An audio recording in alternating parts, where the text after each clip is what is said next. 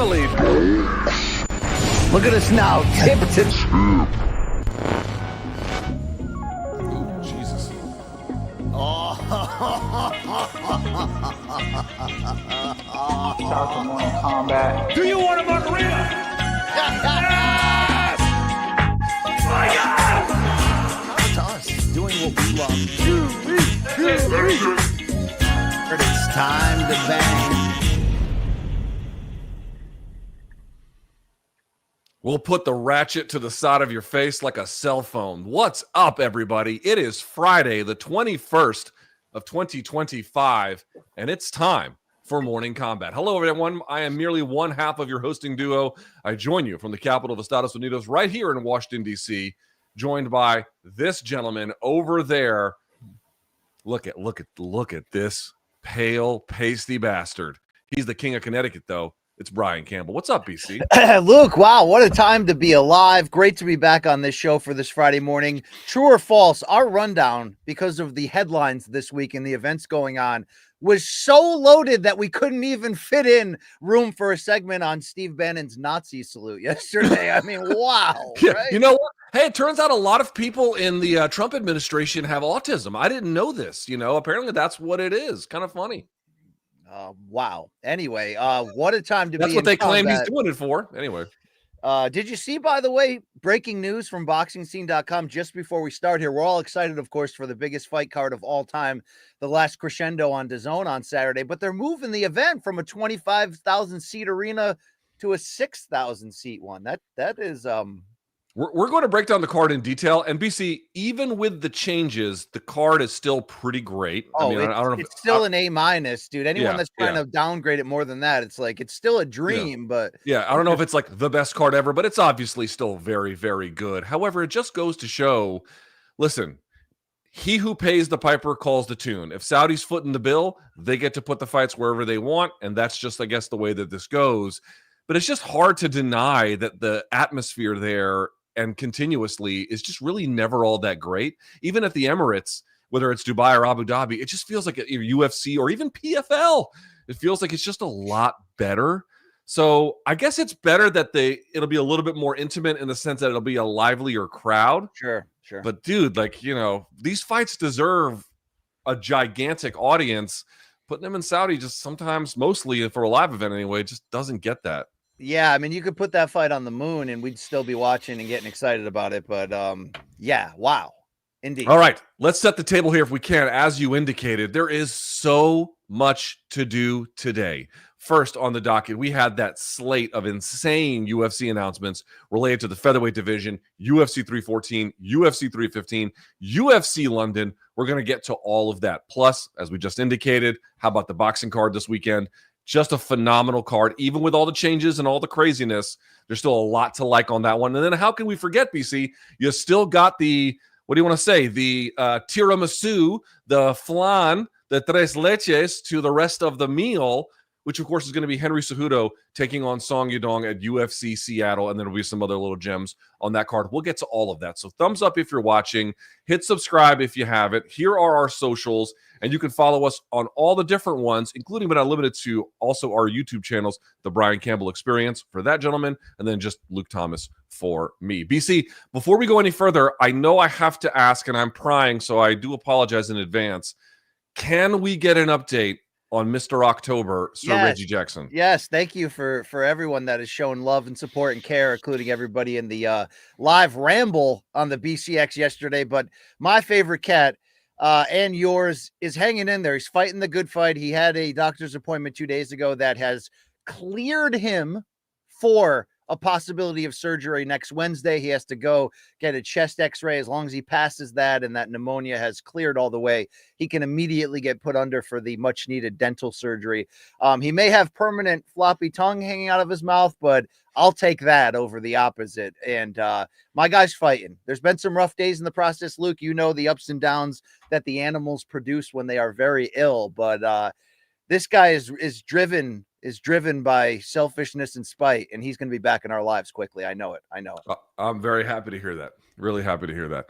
Obviously, having a sick pet is a little more difficult than people who don't have pets realize. So that's actually, yeah, like it's not a pet; it's a family member in my house. Yeah. All 5 of them. I'm sure it's the same in yours too, Luke. You know what I'm saying? well, it was. They all died.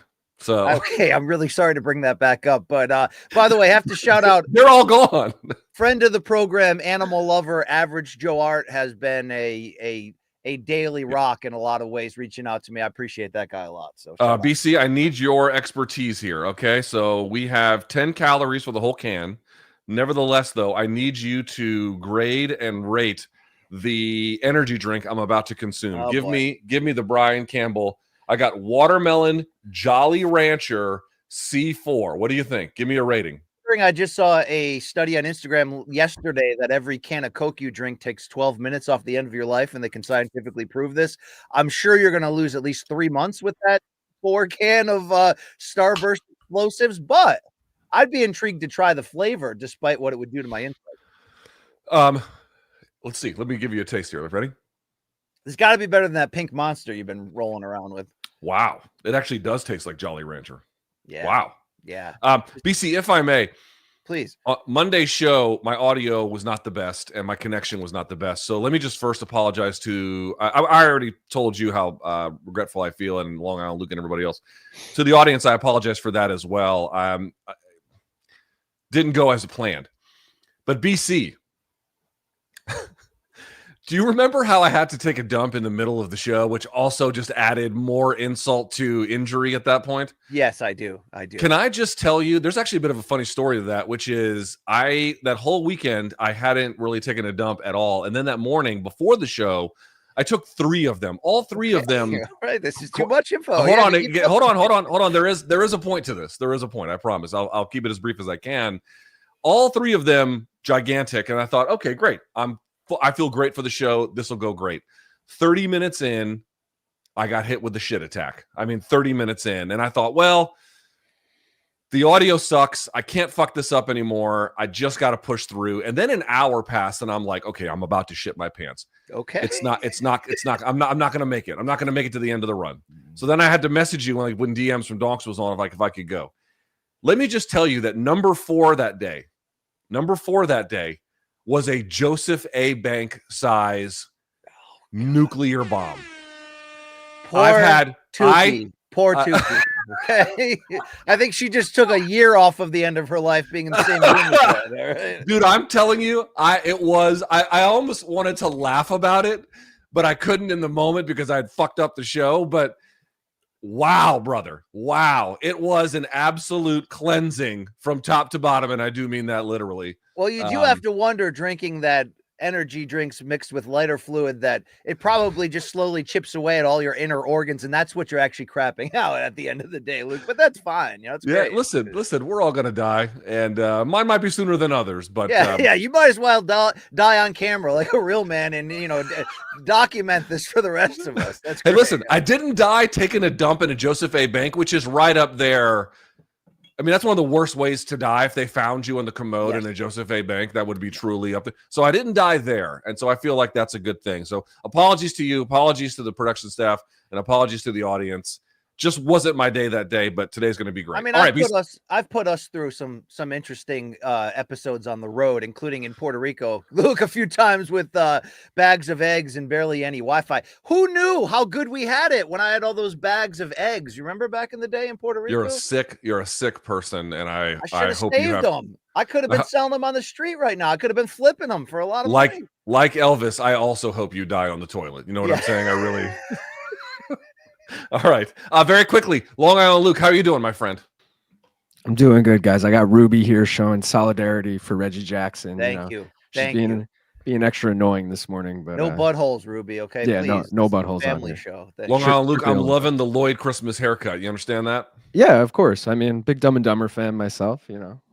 Hey, are you taking that lady out this weekend, or you're like, sorry, baby, it's fight night, UFC fight night? We're missing the boxing card because we got a party to go to, but we will be doing the watch along 9 p.m. main card minute. Saturdays are for the boys, baby. Yeah. She's got the patience of Job. It's unbelievable. Yeah. All right, BC. Unless there's anything else, let's get this party started. Yeah. Yeah, let's rock. All right, here, let's bang, Tui. Let's get to it. I mean, there is so much to talk about. Let's start with topic number one. UFC President Dana White made a series. I mean, we'll get to all of them, but let's start where they are most important with all of the major announcements that he made. I think leading off as the most important, Ilia Topuria has given up his 145-pound title to move to 155. BC, we will talk about the 145 title fight that's going to take place at UFC 314. We'll talk about all of the other fights that have been added to that card. Let's start here. Is the time right now, given the lay of the land, for the UFC to pull the trigger on Ilia Topuria versus Islam Makhachev? That's question one. Question two, do you like that he gave up the 145-pound title? I love that he gave up the 145-pound title. Let me explain myself. When we turned the calendar for the new year and did the type of previewing content ahead of 25 that many podcasts do, and we ranked which fights would we want to see the most in our personal fandom, as much as we all need Jones Aspinall among many others, my number one pick was Islam versus Ilia. Why? Well, first and foremost, because they're number 1 and 2 pound for pound. But I think even more than that, if you look at it, if you listen to their words, they're both moving up anyway. This weight cut has become tough for Topuria, mixed with the idea that he feels like, look, can I do any better than knocking out two of the greatest champions while they are in the top 10 pound for pound as viciously and thoroughly as I did?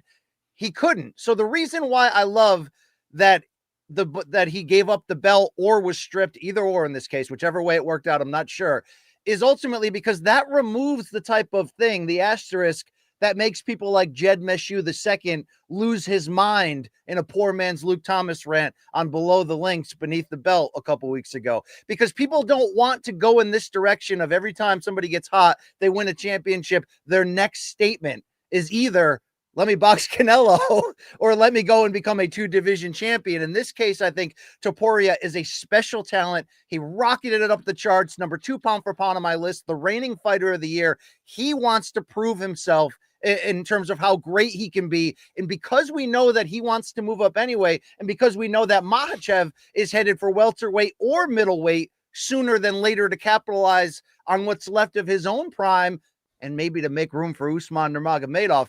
Luke, this is absolutely perfect.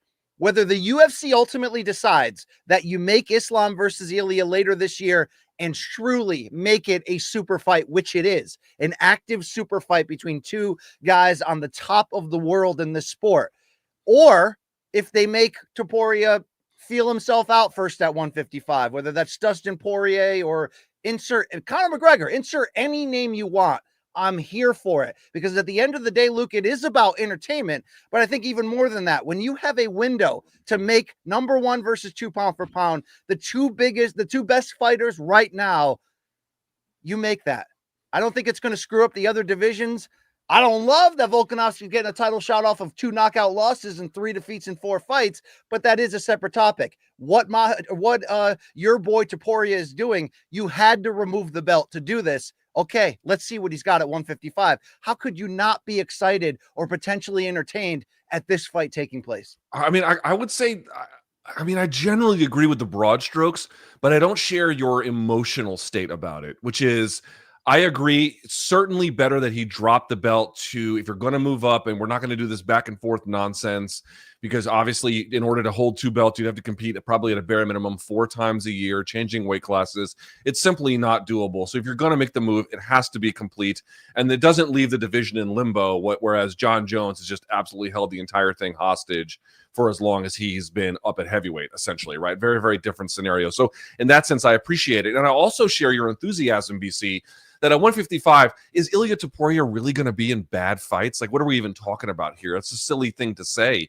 Whether it's Dustin, whether it's Charles, whether it's Islam, whether it's, who knows?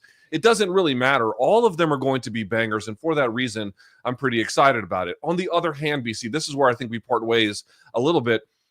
I hate that he gave up the title. I mean, again, I get it that it makes sense. And at the end of the day, if the guy says he can't make weight, I mean, I don't know what else there is to say, but am I allowed to say he doesn't look that big? He doesn't look. Do I think his power carries at 55? I do. Do I think he can win fights at 55? Of course, he already has. And do I think he can even beat Islam? I mean, I don't know if I would favor him to beat Islam, but I certainly think he's a worthy adversary no matter what. But BC, there were so many good fights available for him. A second Volk fight. Again, your mileage may vary. I wanted to see him fight Movsar. I wanted to see him fight Diego. I wanted him to see him fight, you name it, whoever could move their way up through what I think is a still very interesting and kind of red hot 145-pound division. The fact that he gave it up, again, if the guy can't do it medically, who are we to say keep doing it? It doesn't make any sense. But he doesn't look that big to me. And well, I don't know. Strategic. It might just be career strategic in the sense of how do you navigate stardom and pull a, poor man's Conor path to becoming the face of the sport. If that's what it is, I'm okay with it. But I want to spin it right back to you, Luke. Do we want to live in a world where fighters can ultimately declare which division they want to fight in? I'd rather live in that world. So if the penalty for wanting to move up faster than you or the UFC would want is to strip them of the title, the extended penalty may be you got to fight somebody else first before fighting for the title. He's willing to do both of those. So I don't really understand the issue. The broad strokes, there is no issue. The broad strokes, there isn't. There is just a little part of me, if I'm just being honest, there's a little part of me that, again, if he's trying to do what you mentioned is the Conor thing, which I think he would do more like the Khabib thing. I think that's probably closer to the model, but what he's trying to do now, it follows Conor because it's a 45 to 55 leap, so that's the natural antecedent. But in terms of like making a name in the fight game, then calling it quits and doing something else, it's probably more along the Khabib model. And again, if that's in play, if he actually has trouble making the weight and this is what he wants for himself, there's really nothing else to say. Like, you just are where you are.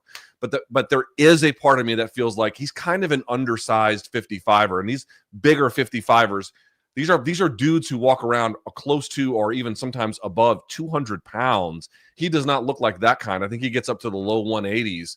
It just seems, I don't know, it seems a little hasty, or I should say, let me correct that. It feels at times a little hasty, and it feels like we're being robbed of what could have been one of the more special campaigns at 145 for a UFC title holder in a division that has already had many such campaigns.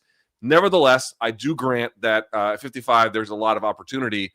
And I'll be honest, I'm totally okay if they gave him a title shot. And I'd also be totally okay if they made him fight his way up. I think it's kind of a function of what the schedule's going to demand and where his head is at in all of this. It doesn't sound like Topuria is against the idea of earning a title shot against Islam. But at the same time, BC, we'll talk about this a little bit later, the John Jones factor looms large because they're just going to need something for International Fight Week. They're going to need something for some of these bigger cards if it doesn't take place then, a little bit down the road, the New York cards, you name it. They're going to need some kind of ammunition for the bigger guns here. And if that's the one that's laying in wait, dude, they're going to use it. That's just what it is. So I guess we'll have to see what really Can I jump in and the ask top priority for UFC is. One conspiracy related thing, because a prominent fighter named Dan Hooker did come public in a recent interview in the past 2 days and said, in his opinion, he felt like the UFC the UFC was on your side, did not want Topuria to exit the division at this time and leave it behind. But when he stood fast that that's what he wanted to do, according to Dan Hooker, the UFC just stripped him of the title and announced the next fight. And Hooker does not believe that Ilia will be close to an immediate title shot as sort of payback because of that. I wanted to get you to weigh in on that because you tend to be more sober-minded than me when it comes to MMA conspiracies. The UFC forcing the hand of its fighters is a continuous and ever-present way that they simply do business. I don't know why folks have such a hard time. This is how they've always done business. And listen, sometimes they twist the arm a little bit. Sometimes they twist the arm a little bit, but they also make it worth your while financially. Sometimes they just twist and that's it. Like there's a range of ways in which they handle this, but putting pressure on the fighters to act in a way that is in accordance with their interests is simply a way that is how that organization governs itself. I mean, I don't know what else to say about it. It's just what happens. So that wouldn't surprise me. Ariel Helwani reported something a little bit different, which is that they don't want champs anymore, or at a bare minimum, they're not seeking it out. So if you're going to jump up to the next weight class, to you want a title shot, you want to make a run for whatever they've got up at the next one, you got to drop the last one. And by the way, that's also something that we've been told has applied to Zhang Weili, who I'm sure is in good standing with the UFC, BC. But they're telling her if you want to go to 25, the 115 title has got to be let go. And to be honest, I mean, I wouldn't say I have mixed opinions. I think it's hilarious that here's another way in which the UFC is exerting control over these guys. I mean, could you imagine telling Canelo that he would have to drop these titles in order to go pursue another one? There would be, there would be rioting in the streets essentially from his team. On the other hand, just from a how do we operate this product? If you've got a guy who has to go back and forth between weight classes, one of which he says is very, very difficult for him to make, it's just not realistic that they're going to defend this shit. It's just not. So for that reason, if you're going to move to 55, well, then you're going to move to 55. Sure. I am not convinced, however, that they would penalize him. Maybe they don't give him the Islam fight right away. I could certainly see that, especially if they've got the John Jones fight in the chamber ready to go. Or if Poatan, let's say, just runs through on Kalaev, could they offer him a quick rebound? Would he take it? He probably would, right? There's some other way to make that work. But in the event that they've got options, they may not pull the trigger. I don't have any problem. In fact, not only do I have no problem with him not getting a title shot, I actually would prefer it if he didn't. I kind of prefer it if he earned his way up. People have said, oh, he's trying to speed run the Conor thing. But the Conor thing, to me, was a little bit different. Yeah, okay, he won at 45 and then moved up, and then that was it. He never went back and defended, although, Max was a title defense. But the point being is at 55, he kind of kept escalating and escalating and escalating. Well, very quickly anyway, he kind of escalated from there. But remember, I actually showed Peak People on my live chat yesterday the last weigh-in that Conor did at 145 for the Aldo fight at UFC 194. BC, you already know this, but for folks who may not have gone back and look, please don't take my word for it. Go look. Conor looked unbearably awful. I mean, I cannot believe he made 145 as long as he did before jumping to 55. Once again, BC, I'm not saying the cut to 45 for Topuria is not hard, but he's never looked like that. He's never looked as gaunt. He's never looked as drained. He's never looked as just unhealthy on the scale as Conor did. And maybe that's a good thing overall, but it goes back to my other point. The reason why I like him getting a number one contender fight, if they made the Islam fight, fine. But if they give him a number one contender fight, I want to see what he's going to look like at 55. I think his power carries, and I think he's good. But I do think he is undersized, and how he handles that is actually a pretty critical question if the guy you want is freaking Islam Makhachev, BC. Damn right. And to be fair, look, I don't want this for the IFW main event, but if it had to be Topuria debuting in this weight class in Dustin Poirier's retirement fight, you wouldn't hate that, right? Or if that's the co-main, like, you wouldn't hate that. Just like Ilia against any of these aging legends that are action stars, or Charles Oliveira, or whoever you can come up with, they can certainly use his debut as a very big fight in their pay-per-view schedule rolling forward. Ilia put out something on social media. Let's quickly take a look at it here. It's a reference to the Kendrick Lamar song, Not Like Us. I don't know if you put the graphic up. This is from ESPN MMA. You can see in the lower right quadrant there where, he's sort of referencing that I guess he's unlike the other UFC champions. BC, he appears to want the smoke. I don't know. What do you make of all this? I make that he's trying to be in the driver's seat of his career. And most stars at the level he has achieved this quickly want to be like that. We can argue a guy like Henry Cejudo, who's coming back and fighting this weekend, taking 3 years off at the peak of his absolute prime, maybe in an effort to try to gain some of this leverage and control, failed him. But I think Ilia is a smooth operator and really knows what he's doing. And this is really all strategic regarding his career and the type of matchups he can escalate to. Because while I mean, I don't fully disagree with what you said, that there's matchups you still want to see. Like if they made him against Diego Lopez tomorrow, would I be upset? No, like hell yeah. But Luke, I do have to agree, if you were going to make this argument, that there's not big business left for him at 145 in terms of being a monster draw in a huge fight and being something that he can prove himself with. A rematch with Volkanovski, especially on this recent knockout losing streak, just doesn't do that for me, even with Volk star power. There's much bigger names and stars at 55.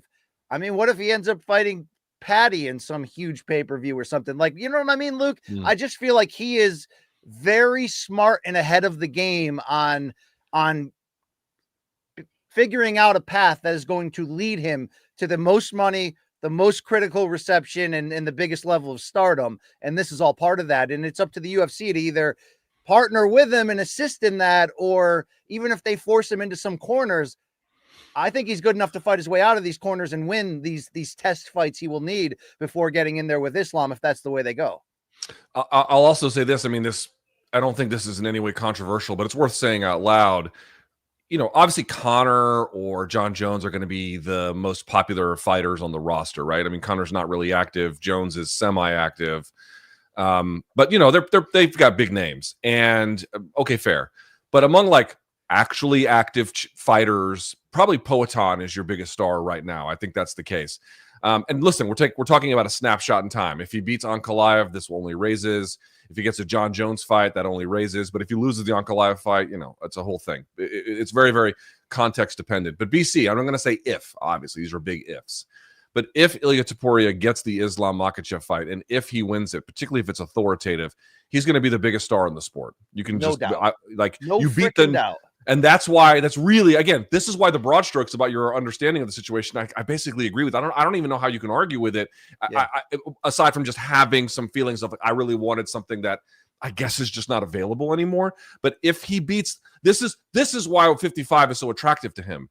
Not only is it another weight class and it's another title, the guy holding it is the #1 pound for pound guy on the sport, who is low-key also kind of a big star for the organization as well. If you move up a weight class, and like you say, again, it's a big if, but if you ice him as well, Topuria is on top of the game, period, at that point. Like, the big game hunting that is available at 55 at this point is just far beyond what 45 has, even if I recognize if he stayed at 45, he could have a long campaign there, beating some really quality fighters and doing some really quality work. And let me just add a final thing.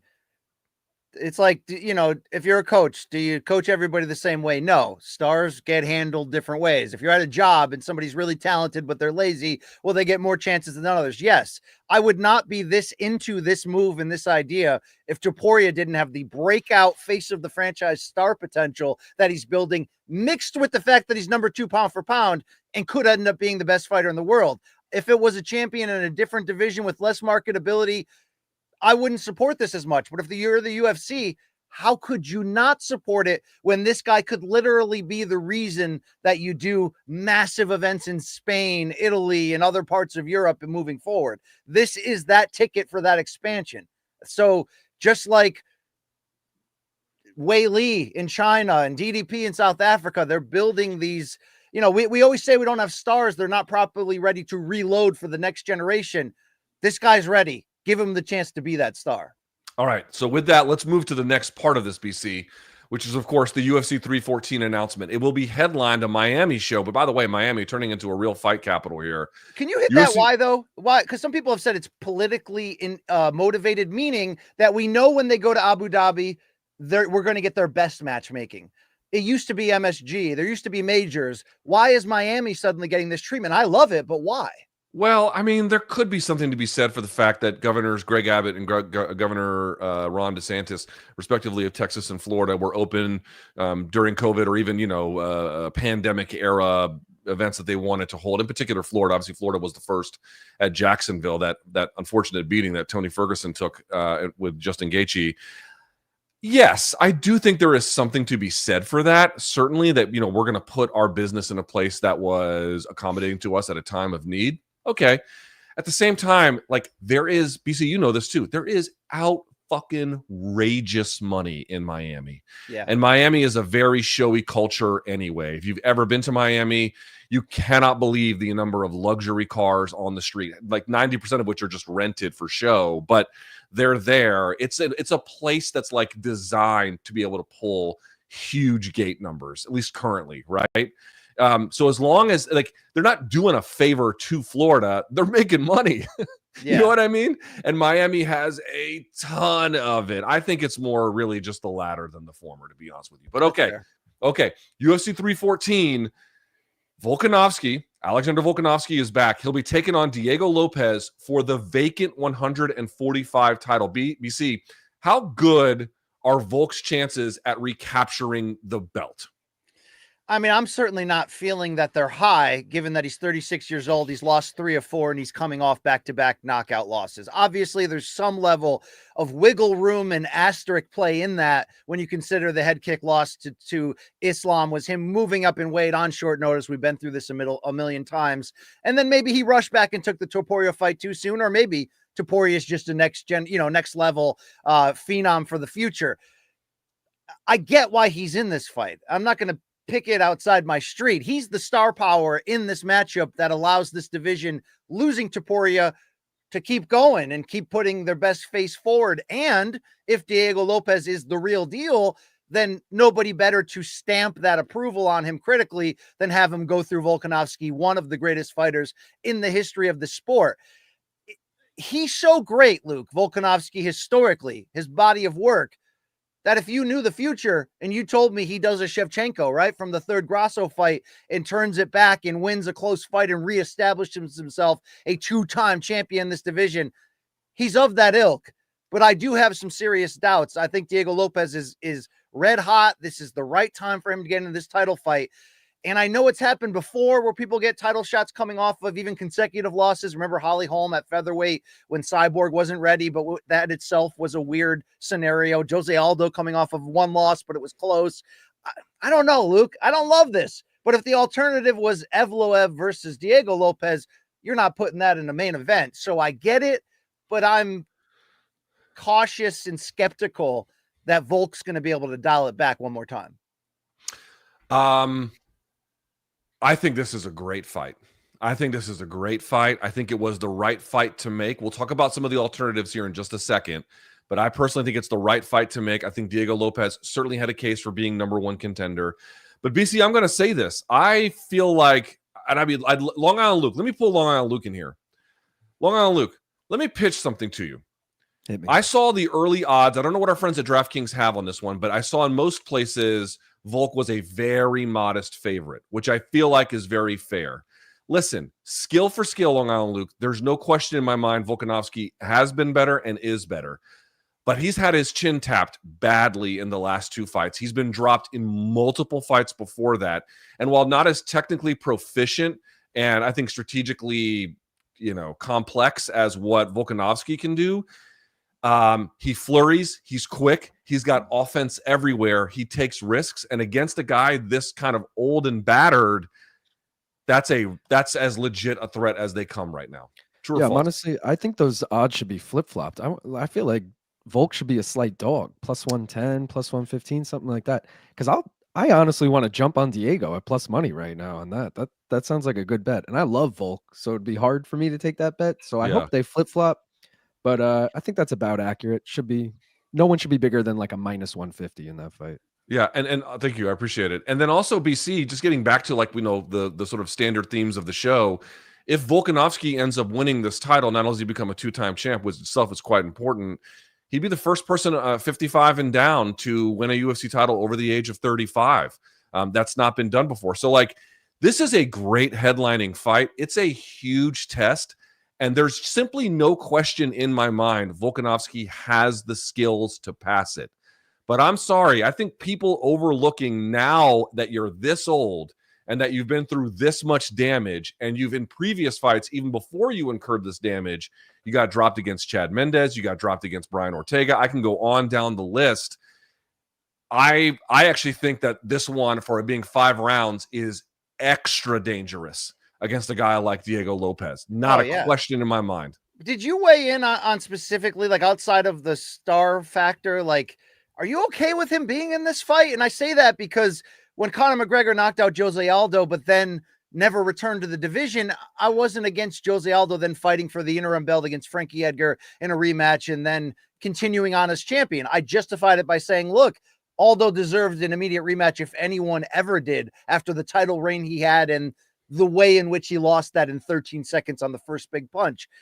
This is different. This is 3 losses in 4 fights, 2 consecutive knockouts, just getting KO'd cold in the last fight against the former champion. I don't feel good about that. Meritocratically. What's he supposed to do? Have to have fought somebody else. He lost the title 11 months ago. Who would fight for the title?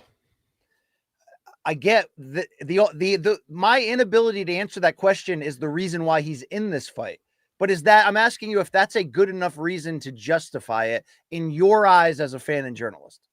Under normal considerations of meritocracy, he would not be deserving of this, right? However, you're talking about arguably, I don't think he is in my personal book, but arguably the best featherweight ever. That's who you're talking about here. He's certainly the most talented featherweight I've ever seen. And I think guys like that play by different rules. That's just the reality. Also, it leads to the other question, which a lot of folks asked me, BC, which was, okay, like the fight, fine headlining fight, great for Miami, great for us. Why didn't Movsar get the nod? Movsar has a win over Diego Lopes. Movsar is undefeated. Movsar is a super tough challenge for anybody in that division. Why was he snubbed here?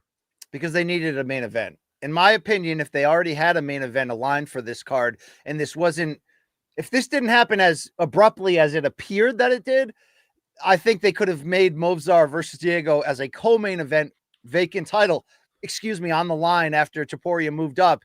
I think the quick nature and the fact that over the past year and a half, as we have complained about the matchmaking card qualities going down a bit, it seems more often than not they're scrambling a month or two out from a big pay-per-view rather than having the matchups locked in well ahead of time. We did see that with UFC 300. I mean, why would Poatan become as valuable as he did? Because he was ready, waiting by the phone every time they needed a new main event, and he'd come in there injured or not on short notice 3 times in 176 days and deliver it. So I think it plays completely in that they had to kind of scramble. Volk's the biggest name, close enough to the top of it. I mean, could you have subbed Holloway in? I guess you could have. Although it would have been the same thing. You just got knocked out by the guy that just had the belt. Yeah. I mean, Luke, you also could have done this and it would have driven people freaking crazy. Let's hear it. You could have done Max versus Volk 4. Oh, no. Okay. No. But Max is done. Movsar got screwed. I mean, he beat the guy, but if he was more exciting, he wouldn't be in the situation he is. That's just the reality. And I'm not blaming him for that, but it's the old John Fitch thing. Like eventually that's exactly he kept winning. He kept winning. Eventually he had to get his shot, right? And that's when I covered John Fitch's whole UFC career. When John fought GSP, he was by a million miles the consensus number 2 in the world. It wasn't even close. For a time, it was Koscheck because they were both at AK at the same time. They didn't want to fight each other, blah, blah, blah.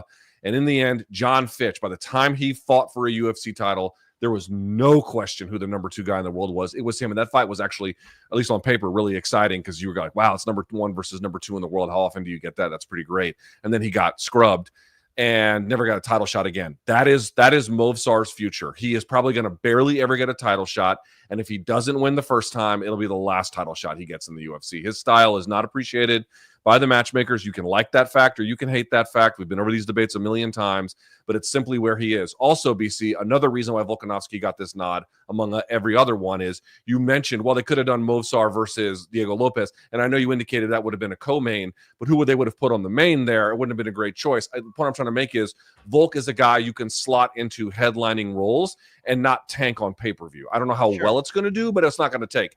Certainly, we all probably think Movsar versus Diego 2 is a quality fight, but it's not a pay-per-view headliner. It's not the thing you can sell very expensive tickets to in Miami and then reap huge dividends at the box office, so to speak, on pay-per-view either. Yep. I agree. All right. With that in mind, BC, let's get to some of these other parts of the same UFC 314 card.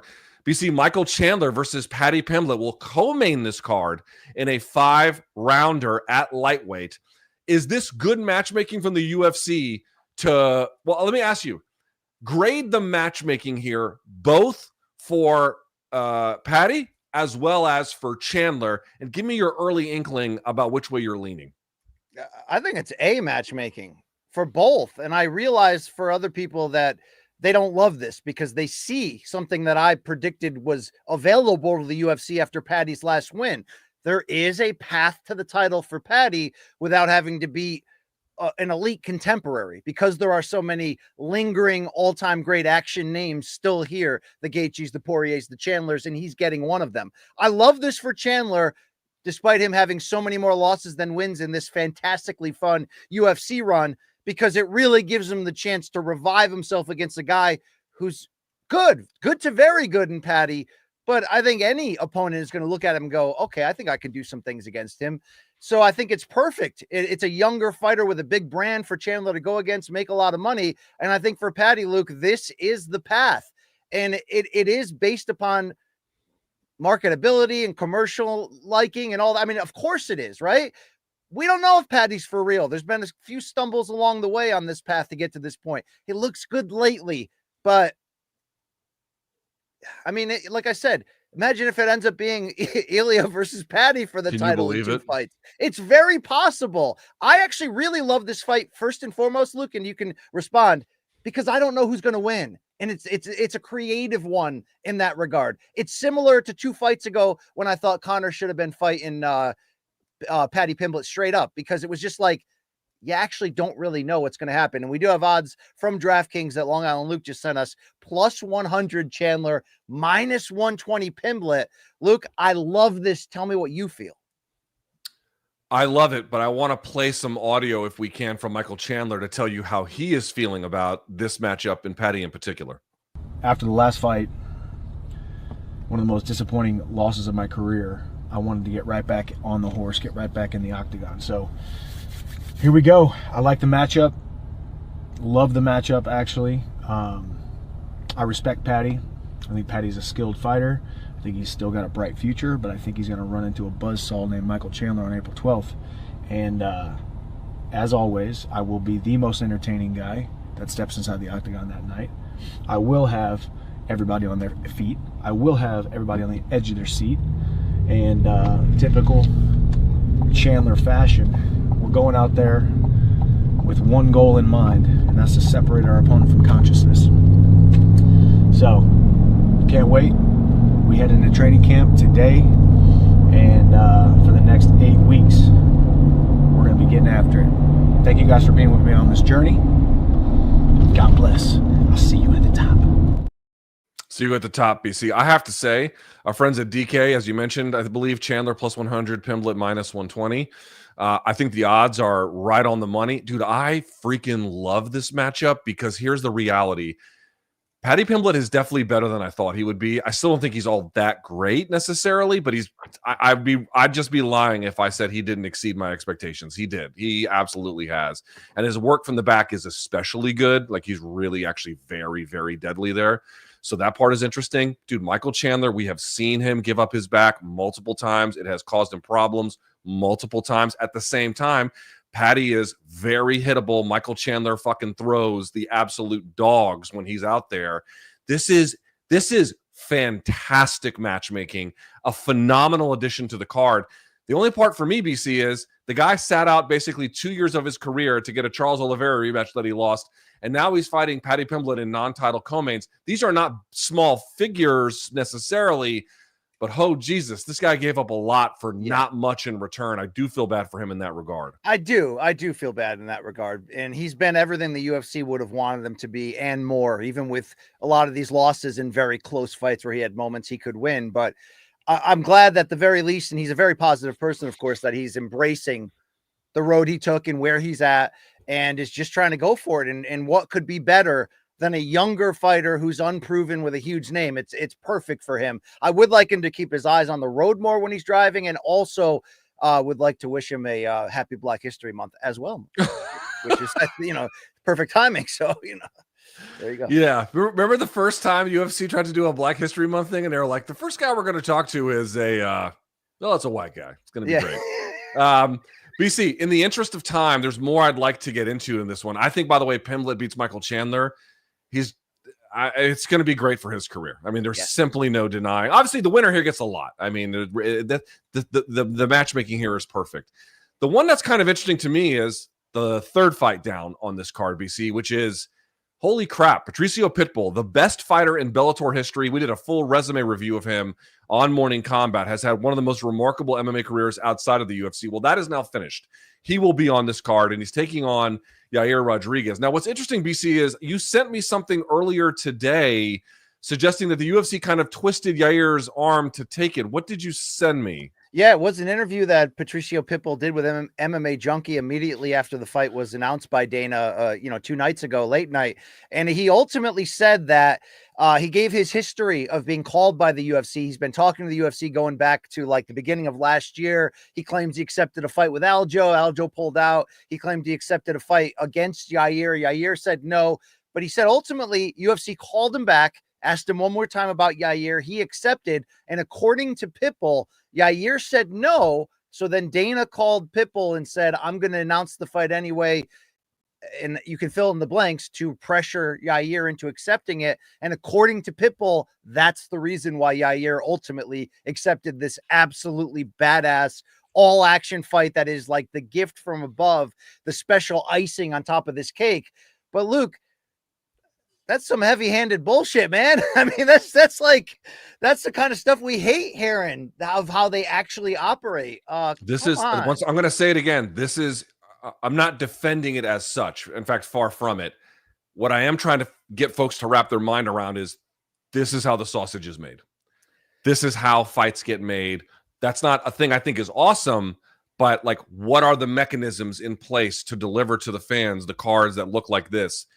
It's this kind of a thing. Because if you're Yair right now and you come out on a podcast today and go, I never accepted this fight, this is UFC pulling things, he's not going to get an offer for a while, and it's going to be a fight he doesn't want. And that's the truth, Luke. That's the damn truth.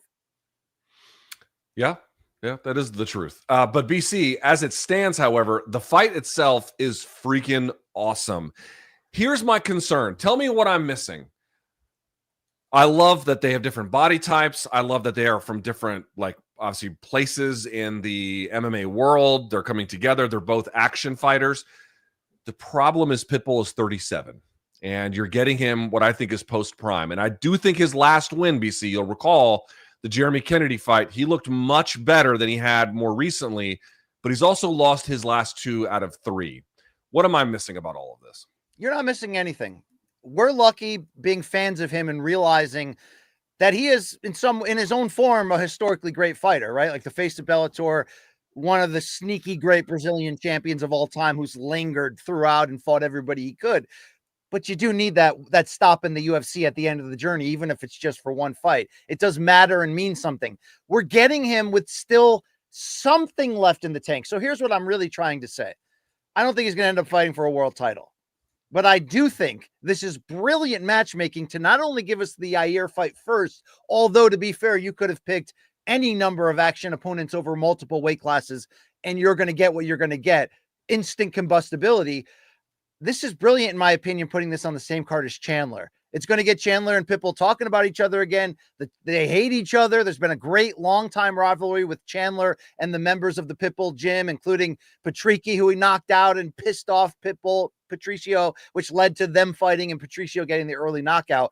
I think if they both lose on this card, the next fight is Chandler versus Pitbull. If one of them wins and one of them loses, the next fight is Chandler versus Pitbull. Those are the type of fights I think we're going to get from Pitbull. Let's say we get 4 or 5 of them, Luke, and he wins one of them. It's kind of the Michael Chandler thing all over again, even though Chandler was on the title level and maybe had a little bit more in the tank. I'm just happy we're getting this. I'm happy he's not in PFL jail anymore. I think like a late career Kung Lee going to the UFC, we're going to get what's left of him, but it's going to be really fun against other equal legends. Remember, this is a guy who dusted off Michael Chandler, and he was asked about that, even though he signed with the UFC, how he feels about Michael Chandler. And my man is still holding on to old grudges. Play the clip, Long Island Luke. You and Michael Chandler ending up on the same card after all these years for your UFC debut, him fighting in the co-main event. Was it kind of crazy or funny for you to see that full circle moment where you guys are both kind of on the poster for a UFC event? Yeah, before I started the interview, I saw a guy on Twitter saying that UFC 314 is going to be great because it's going to be the first time father and son are fighting on the same card in the UFC. So that gave me a big laugh. And I found it really funny that people said that. I don't know how it's going to be, but I think it's going to be great. Is there still a rivalry there at all with you guys? Like if you see him on fight week, are things going to be cool and cordial, or is there still a little bit of heat between you and Michael? I don't like him personally, but I don't have any issues. I mean, I'm a professional. We're both sportsmen. We have to respect each other, so I'm not going to be trying to do anything. But if they want to give me as many opportunities as they can to beat him up until the end of my career, I'm going to be taking all of them. Old habits die hard. Old Dude, habits die that fight's gonna hard. be great. That fight's gonna be awesome. It's the next fight. I guarantee you, it's perfect. I mean, look, we're not being unfair to him. I don't think he's gonna contend for a title, but he's going to get knocked out cold and knock people the F out. We know what we're getting with him. I think a title at this weight, at this age, seems deeply unrealistic. However, you're talking about the best guy Bellator's ever produced, even if he is post-prime. It makes no sense not to sign him. It makes no sense. It only makes sense to see, listen, whatever he's got, let's fire him in there and let's see what it is. Maybe it's not the best of what he has anymore. It's hardly going to be bad, and it's definitely not worth ignoring him. It's all the right call. I'm sorry that the fight got made under the terms that appear to be strong-arming, but again, it's how the sausage is made. All right, BC. But we're not done with these topics related to UFC announcements. Let's go to topic number 2, which is, well, basically the rest of them, which include UFC 315, which will take place in Canada, as well as the main event around UFC London. Let's start with the biggest part of that, BC, which is that Belal Muhammad is now going to fight Jack Della Maddalena at UFC 315, while Leon Edwards is going to fight Sean Brady. We'll talk about the latter of those in a minute. But here's my question, BC.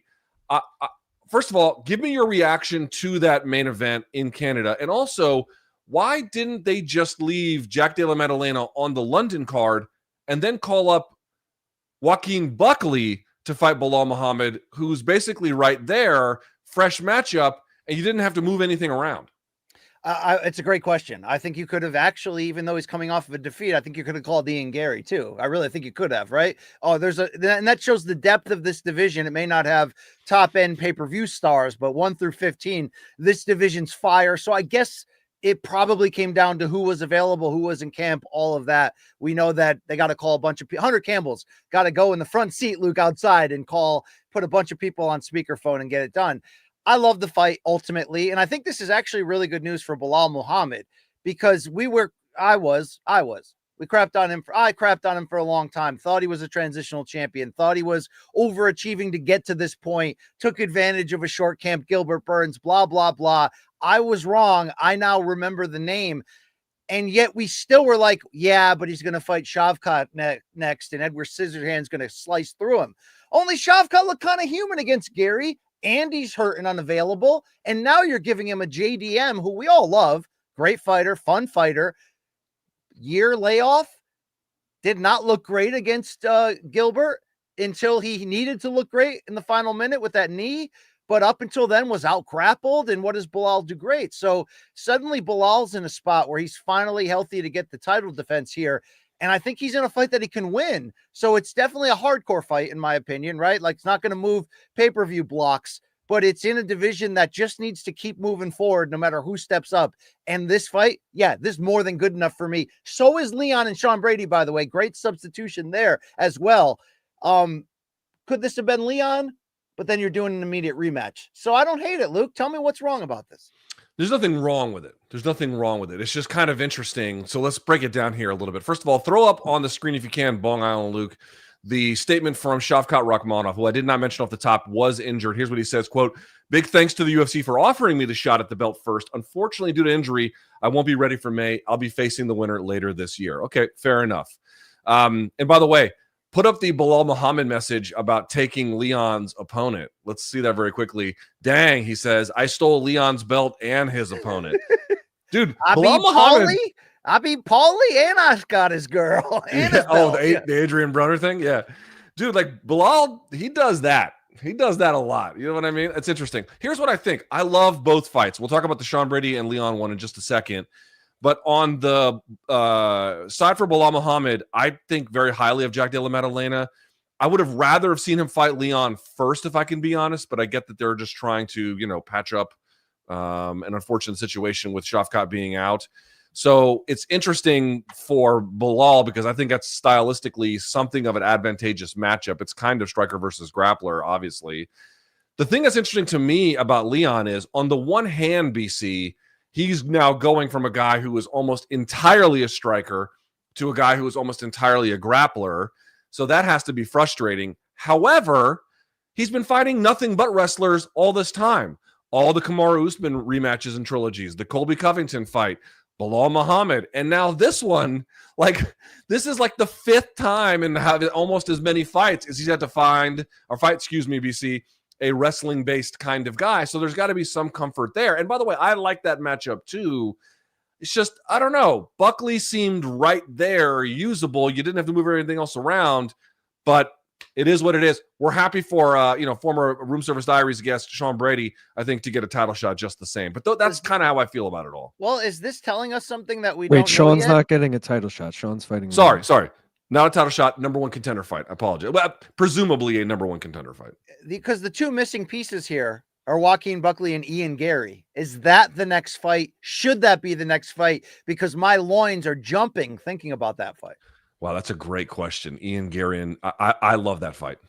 Joaquin Buckley versus Ian Gary. That's a really, really, really good fight. They were booked too before they. That's right. They were booked for that. Was it Tampa card? Yes. Yeah. And then everything had changed and they had to bring in Colby, whatever. But yeah, it's a great fight. That's a phenomenal fight. I really, really like it. Now, if I may, BC, going through this list here a little bit, in addition to all of this, but actually, do you like the JDM? Which one do you like more? Edwards Brady or Edwards JDM? Edwards JDM I would have enjoyed more, but I think this is a more than fine substitution. I think, look, the real intrigue for me is Leon Edwards was like pound for pound top 4 at the time that he lost to Bilal, and kind of lost soundly. So this is a big, no matter who the opponent is, as long as it is an elite one, is a big opportunity considering Leon's age in his mid-30s here, where if he comes back and completely reestablishes himself, he's very much still in this very deep title picture, and we got to take him very seriously. Or if he's just a step below that, he could be given someone like Sean Brady the rub on his own push toward the title, or JDM if it had happened. So the intrigue is still surrounding Leon. I love that it's in London. Like, this is going to be a fun event. Yeah, I agree with the broad strokes there. Now, the co-main event, BC, a lot of broad stroking going on here. Look, I always stroke to broads. Always. Yeah, I bet. In public and at the bus stop. Valentina Shevchenko is going to face Manon Fiorot in the co-main. This will be a 125 title fight. BC, of all of Shevchenko's fights at 125, is Manon Fiorot the toughest? We don't know yet. Because I think Weili's the tougher fight. But we knew it probably came down to a quick turnaround against Weili to just capitalize on the stardom and the pound-for-pound potential, or give Manon Fiorot what she has already earned and did deserve. So ultimately, Luke, maybe they can still have their cake and eat it too, in terms of when Weili does move up to 125, it's going to be a big deal seeing her trying to become a champ. With the stardom she's built in China. Would it be bigger against Shevchenko? Yes. But I like that Fiorot, who has been unbeaten and has passed every test and really showed us her true talent and backbone against Blanchfield in that fight.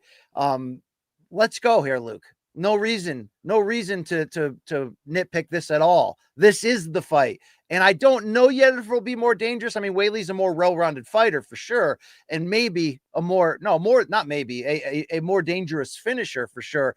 But that's at 10 pounds south. So let's see what Manon has, Luke. I mean, what do you think, top of your head feeling? Can Fiorot win this? I think Fiorot does win this. Yeah, I think she does win this. Listen, I mentioned, again, not her. She's fought Nunes twice, so that doesn't count. We're talking about 125 fights. Here are her 125 fights, BC. At 125, she fought Priscilla Cachoeira. Forget about it. That was a mismatch. Now, in 2018, she fought Joanna Jędrzejczyk, but remember, she's not really a natural 25er. Kind of a mismatch. Yeah. Kind of a mismatch, too. Yeah. So then it's Jessica Ai, Liz Carmouche, Caitlin Chukagian. That's who it was when she fought. Obviously, she's changed her name since. Jennifer Maia, Jessica Andrade, Lauren Murphy, Tyler Santos, and now Alexa Grasso, BC. Yeah, Manon Fiorot is better than all of them. There's no question in my mind. She's not as well-rounded as some of those. I don't know if she's better than Grasso. I know Grasso's not only coming off a bad performance in a title fight, she's the underdog coming up. I get all of that. But I don't know if you know that Manon Fiorot is better than Grasso. I don't know if you actually know that, Luke. She's a better athlete and a tougher fight. I can tell you that. Because won't you say if there's anything we still don't know about Fiorot, I just gave her a ton of credit for the Blanchfield fight because we thought Blanchfield was a runaway train. But didn't Blanchfield look one-dimensional in that fight too and still kind of rallied with takedowns? Yeah, because Fiorot made her look one-dimensional. No, I get what you're saying, but I think Grasso's more of a proven commodity at this level, but we'll find out. Let's see. Yeah. Anyways, the point being is this debate is important, and that's a phenomenal addition to that card. But let me just say this. I have seen people complain. They're like, wow, the UFC is going back to Canada, and we're getting a Bilal Muhammad main event with a women's title co-main event. Now, again, I think that's a little unfair. Bilal Muhammad versus JDM is an absolutely worthwhile fight. And Shevchenko versus Fiorot, I don't think is going to be a barn burner, BC, but these are quality fighters who are deserving of respect. But these are not necessarily the most entertaining fighters. Right. And certainly, BC, these are not the biggest stars. Do Canadian UFC fans have a right to complain? They do, which really is now, because I read enough MMA Draw in the email, and they do have a lot of insight into the business decisions, government contracts. So I'm now looking at the sport through a different lens. I'm now wondering, it's like, what is the site fee that Montreal pays out compared to some of these other cities that, TKO have done these group packages of where you get the UFC pay-per-view, sandwiched between the WWE events and all that. Maybe you get some bull riding in between if you're lucky. We know that Dubai seems to pay the most. They get the best cards. Saudi gets some special treatment, of course. But, it seems we can debate which cities they tend, in recent memory, to match better than others. I think that's ultimately telling you who's paying the most. For Canada, or especially specifically Montreal, to be out of the loop based on COVID and the aftermath for this long, despite having that history of being amazing, bloodthirsty fans, this is either they got screwed or the UFC going, well, that fan base is so great and so hungry that they'll take literally anything we'll give them. So here's 2 title fights, no matter the value. I'm not crapping on these 2 title fights. Like, I'm here for it. But I get your point, and one of those things are true, if not all. I don't even know anymore. I mean, which card is better? I mean, they're not filled out yet. We can't fully say, but which card is better? The Miami card at 314 or the Montreal card at 315? Miami is deep as shit. It's a deep ass card. It's not even a question which one is better. It's very, very obviously better. While recognizing I personally don't have a problem at all with 315. I just recognize there are some pretty big goddamn differences in the entertainment and star power quotient between the two of them. Something to keep in mind. Is this Fiorot related to take advantage of my people, Luke? The Quebecois? Oh, you mean having a French speaking person there? Yes. I mean, I'm sure it helps. I'm told that their accents are very different, so it's a little bit like English and Scottish or something. I don't know. Yeah, but they still speak the same language at the end. They speak the same language, and they're also equally very. Boy, you think the DC serving class doesn't like your jokes? The Quebecois. Oh no, but you know that coming in. I will say this about the Quebecois, because I vacationed there with my family a year and a half ago. There were definitely deep pockets of French that I was in some of these back towns at like supermarkets and stuff, where not only is nobody speaking English, like one employee in the building can speak English, but they were like really nice, where I expected them to be as rude to me as the Montreal service workers were when I would go there at like age 19, looking to just get drunk and hang out on St. Catherine Street and look at the nudes, Luke, right? I mean, and then eat French fries with mayo on them. That's the life cycle of going there back in the day. It was tremendous. BC's like, I'm going to drink Busch Light. I'm going to eat some poutine, and I'm going to look at some titties, and it's going to be a great day in my life. They love pork over there and putting extra sauce on everything. I don't hate these people, Luke. They are my people. Okay. If I'm, you know what? Before we move on, I just wanted to put this in here. After Bilal spoke out on Twitter, Darren Till took a shot at him. So Bilal responded. He goes, "Dang, of course, the one I showed you before. I stole Leon's belt and his opponent." To which Darren Till quote tweets and writes, "Try and steal a personality while you're at it." To which Bilal responds, "Why don't you try and steal some Ozempic so you stop looking like a fat sausage?" I have to tell you, Bilal Muhammad has grown on me, dude. He's grown on me a lot. He's got some zings. He has been just consistently him, which is good. And then you wake up and go, oh, he's actually like a good dude, and he works really hard. And people like me just don't believe in him. You know what I mean? Yeah. All right. With that in mind, BC, let's move. Oh, no, excuse me. Before we do anything else, let me just say this. Hey, basketball fans, are you ready to win some real money? Check out Pick 6 from DraftKings. When it comes to basketball payouts, DraftKings Pick 6 dunks on its rivals, including Prize Picks. Here's how it works. Just select 2 or more players and choose if they'll have more or less of a stat, like points or rebounds or three-pointers or something like that. Pick 6, BC, is available in most states, including California, Texas, Georgia, Missouri, and more. What else do they need to know? Luke, they need to know a few things. Don't settle for a smaller payout. How about getting to know that? Because if you switch to Pick 6 right now and cash in your basketball knowledge, new players get $50 in Pick 6 credits instantly on just a $5 entry. Download the DraftKings Pick 6 app right now. Use our code, Kombat with a K. That's KOMBAT. For new customers, you play $5. Get instantly $50 in Pick 6 credits. Bigger payouts, better payouts, bigger wins only with Pick 6 from DraftKings.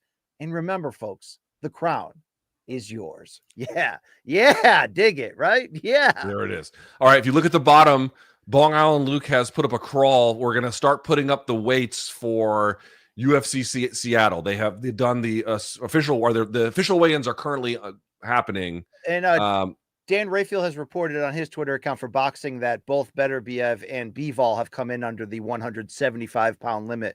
So Saturday's boxing main event is also there. All right. Speaking of which, BC, oh, by the way, let me just, before we move on, gambling problem, call 1-800-GAMBLER. Help is available for problem gambling. Call 888-789-7777 or visit ccpg.org in Connecticut. Must be 18 plus. Age and eligibility restrictions vary by jurisdiction. Pick 6 not available everywhere, including New York and Ontario.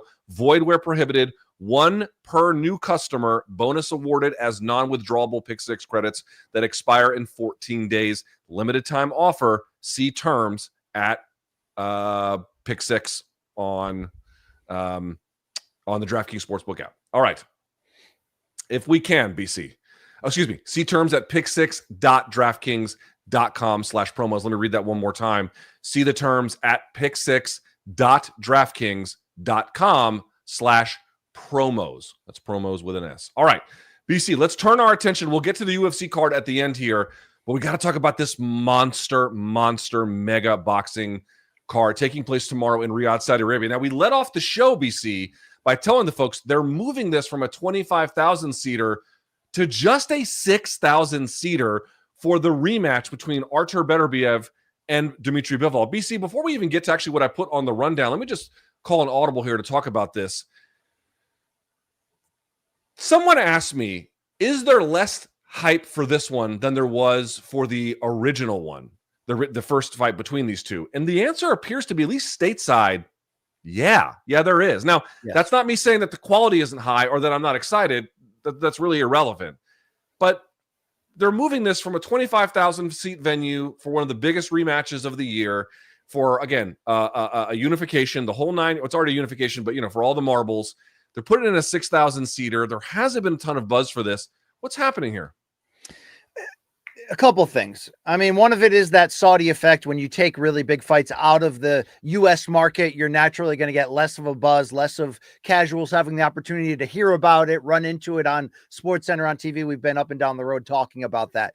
Also, let's be honest, Bivol and Beterbiev are future Hall of Famers and living legends and all-time greats. I mean, check the resumes. Check the first fight. But this fight kind of always needed Saudi to be able to pay for it. They were with opposite promoters. It was always looked at as the kind of fight that would die on pay-per-view if originally Bob Arum and Eddie Hearn had gotten together and tried it. So we're lucky that Saudi is involved right now on the level that they are, so that this thing gets the pop and circumstance it does, that it gets put on top of what at its original incarnation was, the deepest boxing pay-per-view card we ever saw. And they brought the prices down. There's certainly a lot to like here. But as much as this card has tremendous depth and probably is, even with the changes, it's still up there, right? It might be the greatest pay-per-view card of all time. You don't have great individual stars on it. And I don't think anyone's quibbling with that, right? Dubois and Parker, not household names. Neither are Beterbiev and Bivol. I think that all plays into this. It does feel damning that the day before they would move it to such a downsized arena, because it plays into that narrative, even though neither Bivol or Beterbiev are from the U.S., but it plays into that narrative that it's pushing the sport away from the vaunted loving U.S. market here. But it kind of is what it is. And if this is a more intimate experience and looks better on TV and gives the fight more of a big fight punch and feel, then we're all going to win out in the end of it. But it's unfortunate because this fight on paper was great. I like the replacements. We're going to talk about it, but they got hit hard twice this week, and now they're downsizing arenas. If you just take that information alone, I get the optics. It doesn't look great. All right, BC, let's talk about the fight itself, because it is an intriguing fight. It really is an important one. And whatever the buzz for it, it's a phenomenal contest between two of the best boxers currently alive, certainly in that division. By the way, David Benavidez will be in attendance for this one to see if he can get the winner at a later date. But let's just talk about it. BC, very simple question. As a refresher, what was the story of the first fight? And I guess the second part of that question is, what's one change either one should make to improve their chances of victory in a rematch? Yeah, I love this line of questioning, because I think unequivocally, for as great as the first fight was, a fight of the year contender, a BC special technical thriller, the second fight's going to be way better. It just is. Listen to the way they speak. They only tell the truth. The story of the first fight was that these two unbeaten champions came together to crown the first 4-belt champion in light heavyweight history in this modern era. Oh, by the way, they also happened to already be two Hall of Famers coming together, so it was perfect. You love the style contrast coming in, yet surprisingly, it was Bivol, the guy who in theory is the smaller puncher, more closer to being the more traditional boxer, really came out and put on a pace, landed the more significant shots for the most part, including hurting Beterbiev in round 7. But ever since Bivol going in for the knockout, pressuring Beterbiev and then getting hurt in return, he did show a different posture the rest of the way. Beterbiev did rally to outwork him in the final rounds, and there is that damning to a degree, even though I scored it for Bivol 7-5, like a lot of people did Bivol go in the other direction in the championship rounds with the fight on the line? Yes, not as shamelessly egregious as Oscar De La Hoya listening to his corner against Felix Trinidad, and really that being the turning point of his entire career.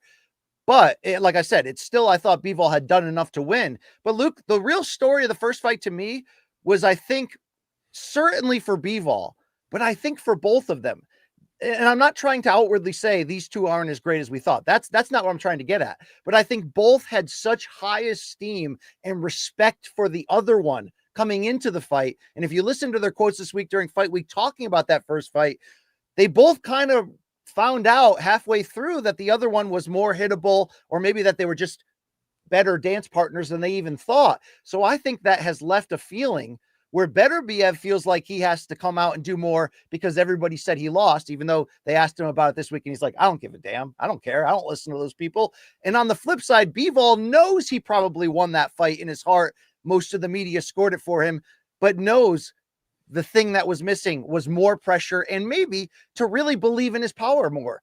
But when you believe in your power and you pressure Beterbiev, who never gets tired and is always the fresher fighter late, a real key, by the way, to his unbeaten success. I know it's usually about that knockout streak, but we know he can box. The stamina is so underrated. Both feel like, hey, that first fight was close. That guy was really good, but he wasn't a superhero. I'm the superhero, and I'm going to come in there and show you. I really think they are both going to be wired to not leave anything behind, not leave it to chance. That doesn't necessarily mean there's going to be a knockout, but I think this is going to be an even faster pace and a more action-packed fight, yes, with strategical adjustments. I am very much looking forward to what happens here, knowing that if Bivol wins, Turkey already said we're getting an immediate trilogy, and if Beterbiev wins, David Benavidez is sitting in the front row. Interesting times right now, Luke, but I really believe this fight is going to be even more special. All right, so let me play devil's advocate. I actually agree with all of that, but I want to ask the question this way. And granted, it's a very different kind of circumstance, but we saw the rematch between DDP and Strickland, and the second fight was kind of just like the first one. I mean, there were some differences, obviously, but it wasn't really much different.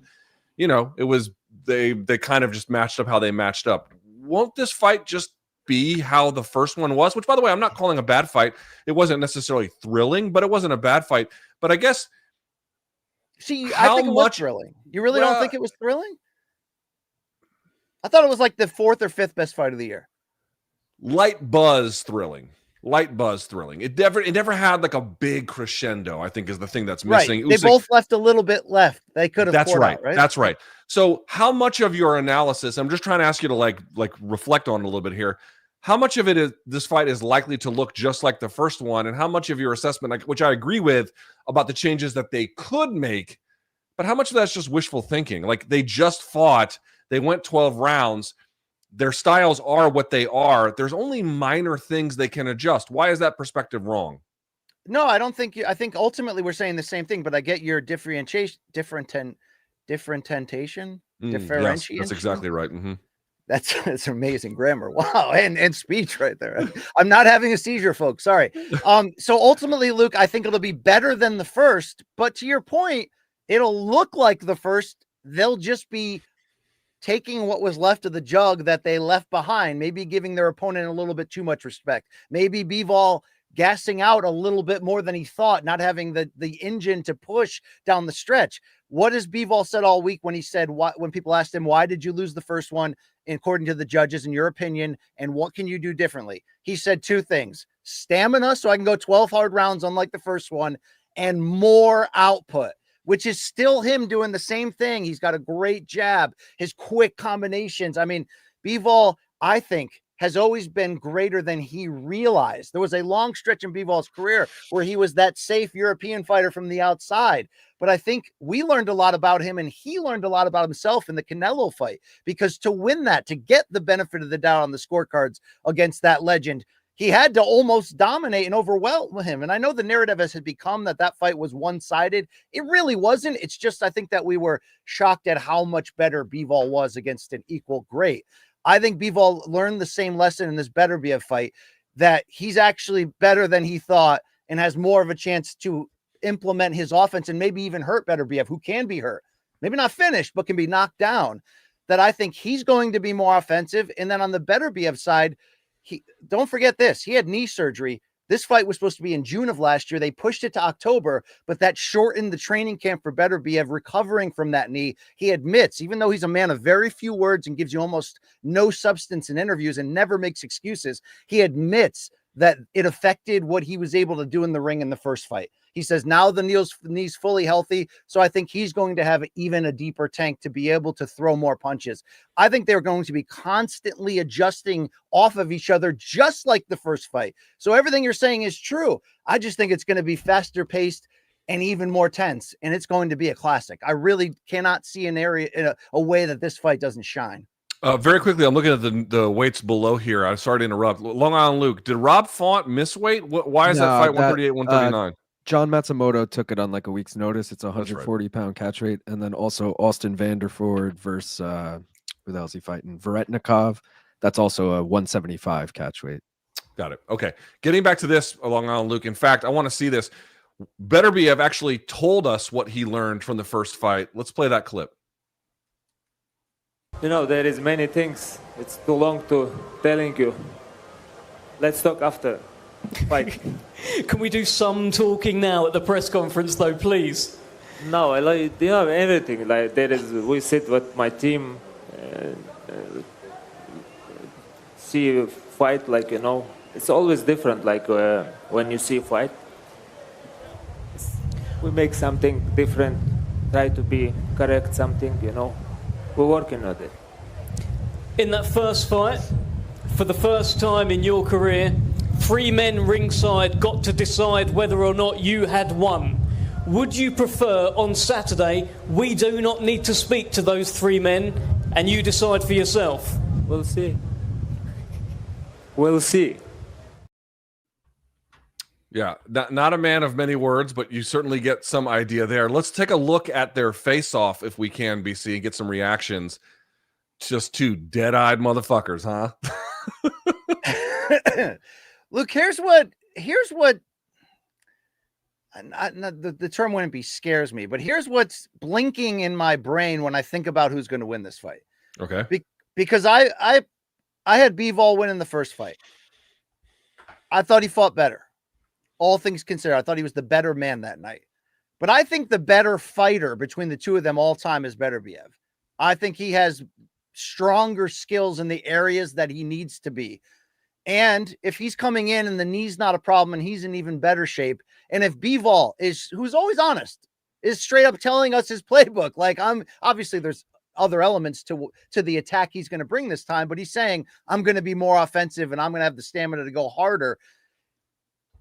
He might get what he's asking for from Beterbiev in that regard. You know what I'm saying? If he comes in with the mindset that I'm going to be a sportsman and leave it all in the ring and risk getting knocked out and go for it, even with Beterbiev's slight decline now at age 40, and even with the fact that you can hurt him, you can wobble him, like Bivol showed us briefly.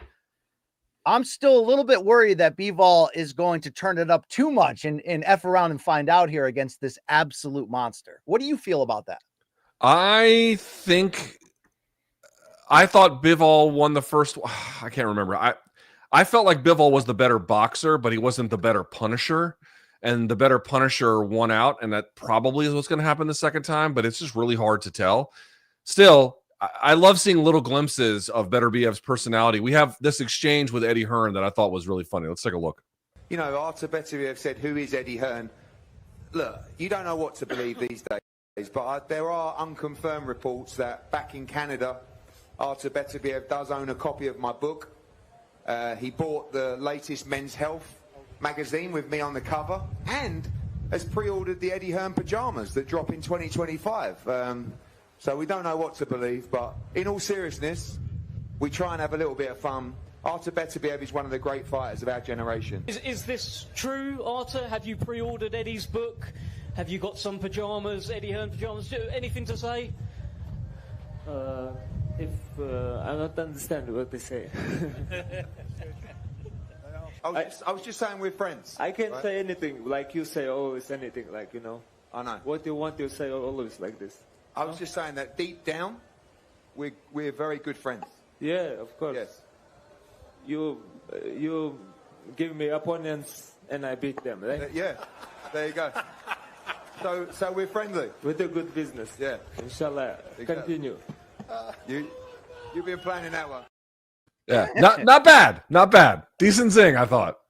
He's quietly hilarious. I got to give him credit. But Luke, imagine if everything he's accomplished in his career, right? He just broke his knockout streak after knocking out his first 20 opponents.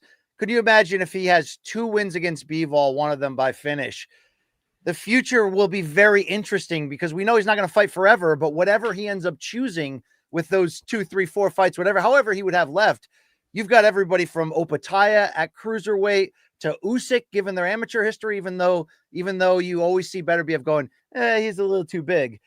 From Benavidez to Canelo. I mean, like, there's a lot going on right now. This could get very interesting. So let me ask this last question on this topic. The winner is likely to face David Benavidez, who, as I mentioned, accepted the invitation from Turki Al-Sheikh to be in attendance. Who is a tougher matchup for David Benavidez, BC? Beterbiev or Bivol? Beterbiev.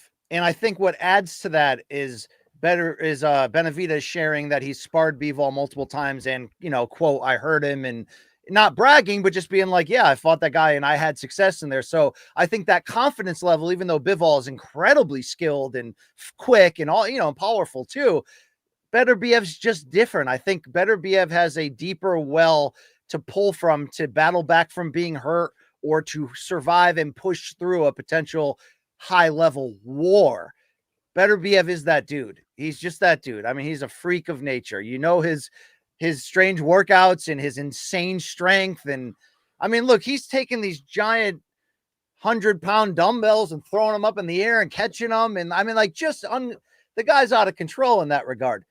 But I want to add one thing, and I want to get your quick reaction. Okay. There are a lot of people in both the boxing and MMA Twitter space these days who are making reporting harder because there's a lot of fake accounts. There's Mick Coppinger, there's always fake aerial ones floating around. And then there's people that aren't even journalists that are becoming newsbreakers, and we don't know if we can take them seriously. But I will say I've liked what Brunch Boxing has done. They've come on the scene lately. They've been breaking stories. They're doing constant live podcasts on Twitter there.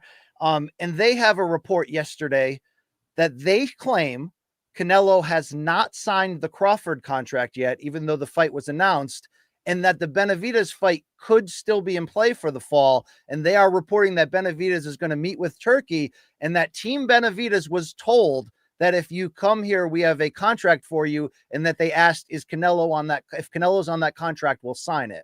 That's a quote from Brunch Boxing reporting that conversation. There's no doubt in my mind Turkey wants it. There's no doubt in my mind when I gave the thumbs down, I like Brunch Boxing too. I'm sure the report is accurate. I have no reason to doubt it whatsoever. Turkey wants it. Brunch Boxing, I'm sure, is accurate. David Benavidez wants it. Canelo doesn't want it. And if he doesn't want it, it's simply not going to happen. That's just what the reality is. So, okay. Yeah. Canelo's a businessman, though, at the end of the day, which means maybe in his heart, he knows. Precisely. Maybe in his heart, he knows I'm going to take it eventually, but I'm going to maneuver myself into the best possible position, which might be forcing Benavidez to come back down to 68. You know what I mean? Maybe that was the strategy. Let him go up to 75, get used to the weight. Maybe that was it. I know that Canelo doesn't deserve me potentially sticking up for him and trying to present this scenario, because he shamelessly ducked this guy. Let's be fair. Let's be outright with that. It's like undeniable at this point. But I guess I'm I guess optimistic. I am optimistic. Luke, this undercard still bangs with the changes, and you know it.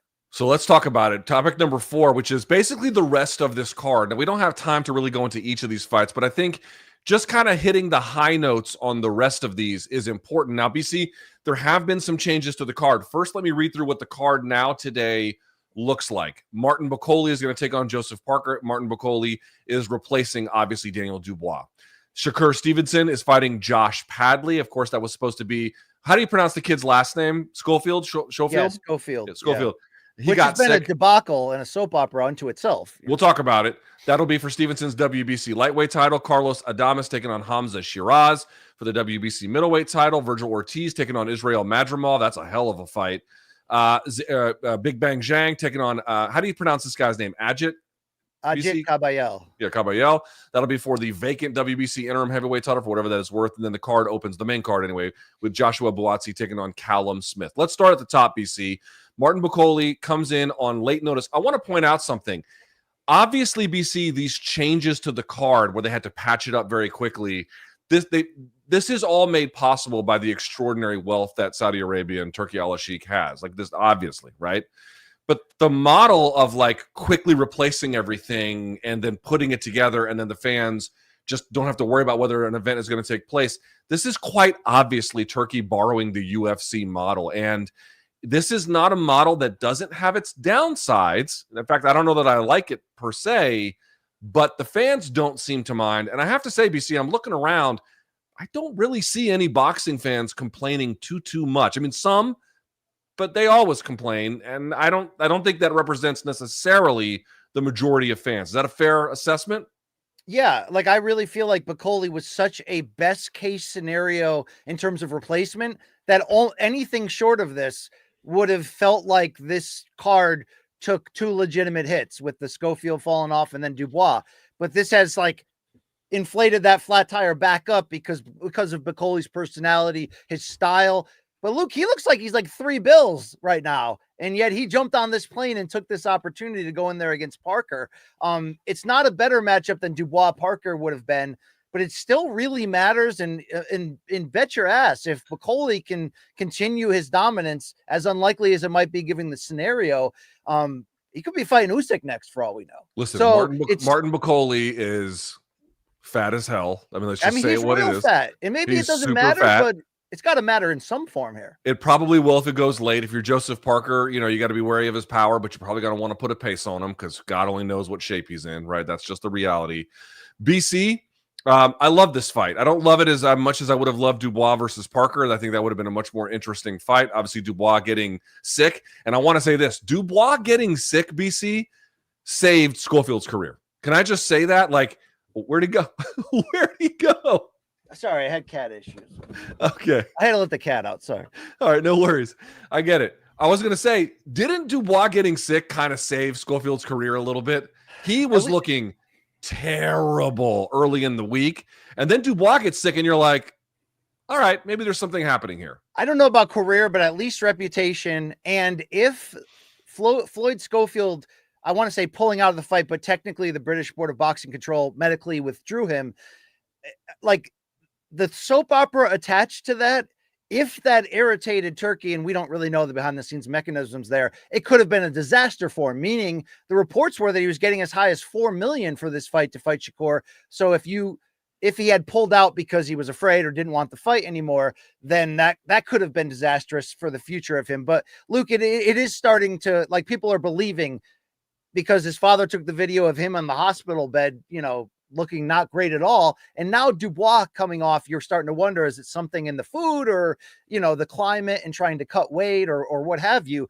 But what did not help Schofield is the aggressiveness of his dad on social media, his trainer and manager, and almost the insinuation or the outright insinuations that first Shakur Stevenson's masseuse had, drugged him with some cream. You know what I'm saying? And then suddenly the same account, the Schofield account that the dad and son share, is like putting out there, they just want to say, we're sorry, it's definitely not Shakur. Shakur had no part in it. So it's like, where they threatened to get sued. It's just been kind of like wild and all over the place. And Schofield's dad is talking in a manner of which he's almost saying, I know something happened, but I don't want to get sued. So I've got to do this the safest way. And we're just happy. Thanks to Saudi for the care. And we're just happy to get home safe. I don't really know what happened, Luke. But I think you're right. Reputationally, the Dubois thing corroborated with that. Either way, it's disappointing to see. I hope Schofield didn't pull out. He looked pretty sick in that photo. I just do remember that time that Oscar De La Hoya put a false hospital video out when he pulled out of that Vitor Belfort Triller fight, Luke. You remember that, right? Yes. And now he's just sort of like, oh, yeah, I pulled out of that because, Very quickly, Martin Bacoli's manager explained how quickly this fight got made. Let's take a look at the clip. I was up there on the press conference. I couldn't concentrate. I'm not talking. I'm not even looking up. And I apologize if that looked rude. I was trying to make the fight, and we're trying to get it over the line. And came out the press conference, spoke to His Excellency a couple of times. Deal was done in about 15 minutes. Yeah, well, talk to me about that. When did you know Dubois was pulling out? When did you know Bacoli was in? When did I know?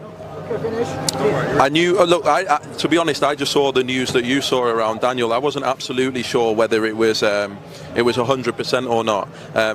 Obviously, at that point, everyone's putting the names forward. We felt like the only 50-50. This card is about a historic card. This is about a 50-50 card, and for me, that was the only fight to make if you're trying to do this. But for me, everyone deserves a lot of credit. Everyone's taking a lot of risk. But I hope Martin Bacoli gets the appreciation of every boxing fan, because to do this on 2 days' notice, a top 5 heavyweight like that, with a final eliminator around the corner, for our entertainment, to add to the greatest card, I believe, of all time, he deserves absolutely every credit. Yeah, not just that. Joseph Parker deserves a lot of credit for taking on a complete change in the end as well. BC, how different are the styles between Dubois and Bacoli? They're pretty different. They're pretty different, but this version of Dubois is a straight-ahead destroyer, especially coming off of the most recent fight against Anthony Joshua, where he was like possessed to go through AJ, and he did, even getting hurt himself briefly in the same round that he delivered the knockout. But Dubois has better skills than Bacoli. There's no question about it. Bacoli's 6'6", strong as hell, big, durable, gets up inside of you, lingers in the pocket with you, and tries to overwhelm you in like a raw, old school young George Foreman way, even though Foreman was a Olympic gold medalist and certainly could box just the same. I think Dubois is the better athlete and boxer, but this is just as dangerous. Less dangerous on the potential of Parker taking him into deep waters, which he should try to do basically, and try to gas him out, but also dangerous because Bacoli is going to be looking to make this a war even more than he normally would. And Parker can bang. Like, Parker could also knock him out. So it's going to be fun to watch this for as long as Bacoli has gas. It's going to be fun to watch. Bukoli looks like a modern George Foreman, not quite as good as Foreman, obviously, and but he just punches like him. He mechanically moves like him. It's just got a lot of Big George in him. But as we mentioned, he looks fat as hell and taking this on very short notice. Dangerous opponent for Joseph Parker. But there are some limits to what he can offer, I think, and tomorrow.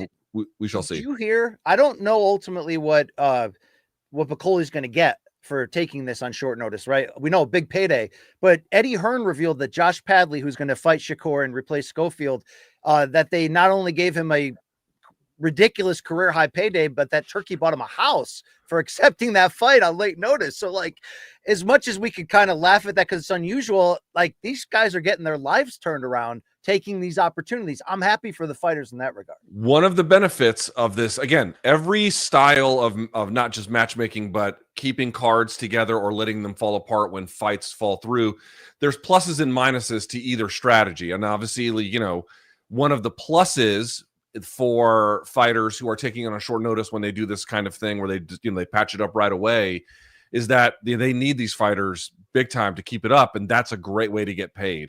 Joshua Padley is a guy who is literally an electrician. I thought Caleb Plant had a great tweet about it. Not a goddamn thing wrong about it, that he was in this position. It's short notice. Who the hell can they find? No one wants to fight Shakur Stevenson anyway, much less on short notice. Right. You're not going to get the cream of the crop. There's absolutely nothing disreputable about what's happened. But in fact, BC, Joshua Padley did speak to Ring Magazine about how this fight kind of fell in his lap. Let's hear from him. Tuesday were normal until 6 o'clock. I'd got up and gone to work and stuff as usual. And then my manager, Tom, had rang me saying, "You're not going to believe the phone call that I've just had. What's your weight? Quick jump on scales now." And I'm like, why? And he's like, "You need to jump on weight and tell me jump on scales and tell me your weight." So we did. And he was like, "I've just had a call for Stevenson. His opponent's out. They want you." So obviously then it were a case of ring the nutritionist straight away, make sure we can do it safely and obviously healthy and everything. And then went into negotiation, and after about 40,000 laps at kitchen and me pacing up and down, I think it was 25 past 10 that night, we got the if you can get through the next day, because I had 2 little hiccups to do, one thing with my medical and then one thing with the check weight.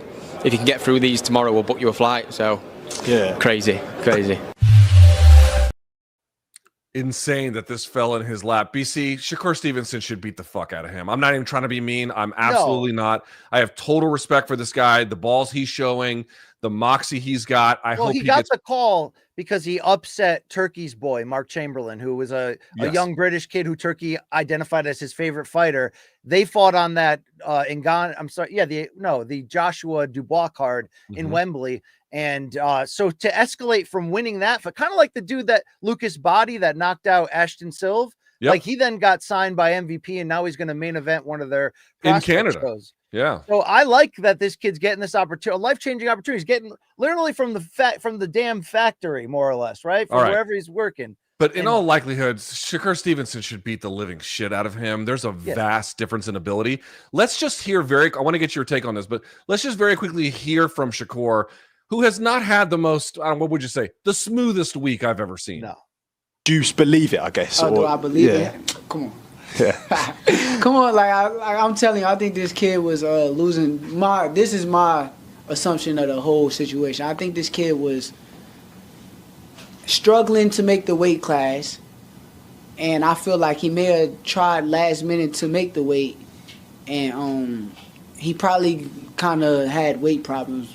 And I think that was really the issue. But instead of saying that, they like to come up with all types of crazy stuff every day. So yeah, lost. It was more disappointing because I felt as though a lot of people did not want that fight. Like a lot of people was like, "Why would you fight this guy?"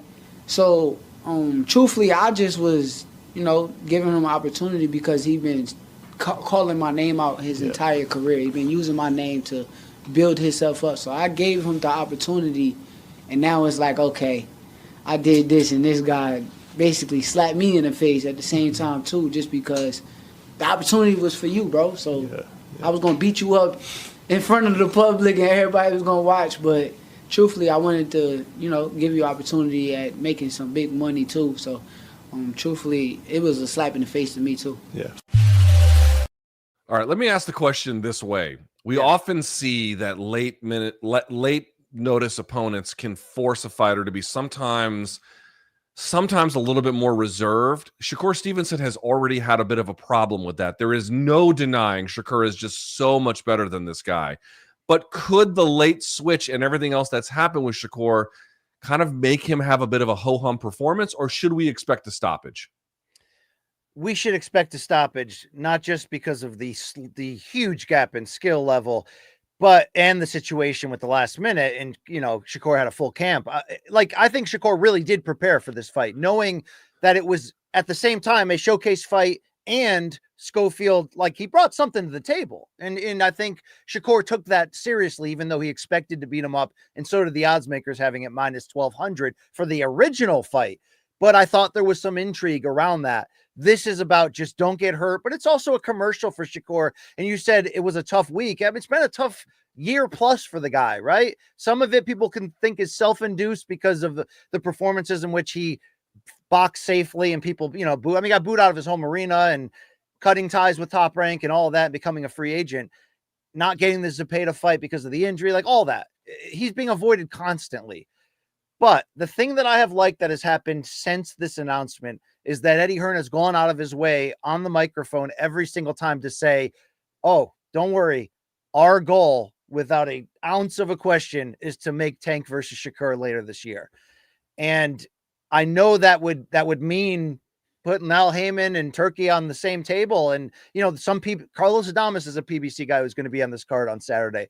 But that would be a new level since Gervonta had been the most outspoken against Turkey.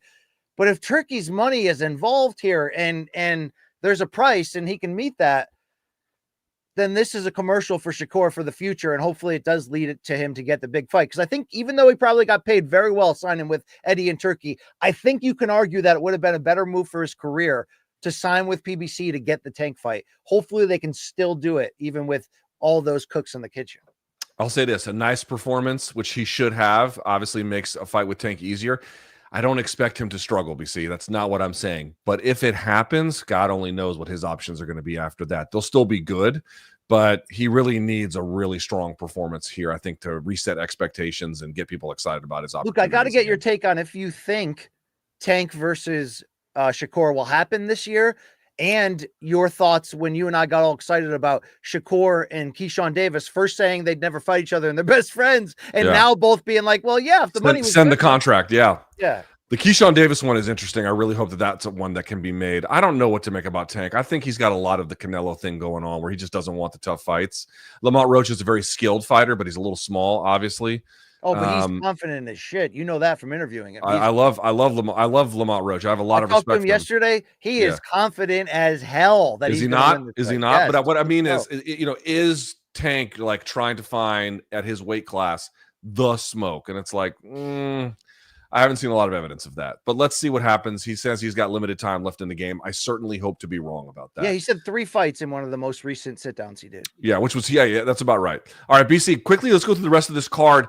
Give me the one thing that we should know about Carlos Adames taking on Hamzat Shiraz. It's a really good fight. It really is. Critically, it's an incredible fight for the hardcores. Adames is exciting as heck. He just hasn't had the opportunity to build on the momentum he's got while moving up to 160 and becoming a force here and becoming a world title holder. He never got the Jermall Charlo fight that he deserved because of Charlo's outside the ring issues. So he's an explosive southpaw. He can box and he can bang. But he's fighting a guy who could be the next big thing. And middleweight needs things outside of Janibek, right? And we have Lara with a title, but he's inactive and never seems to be fighting top-end guys. Well, Adames wants smoke.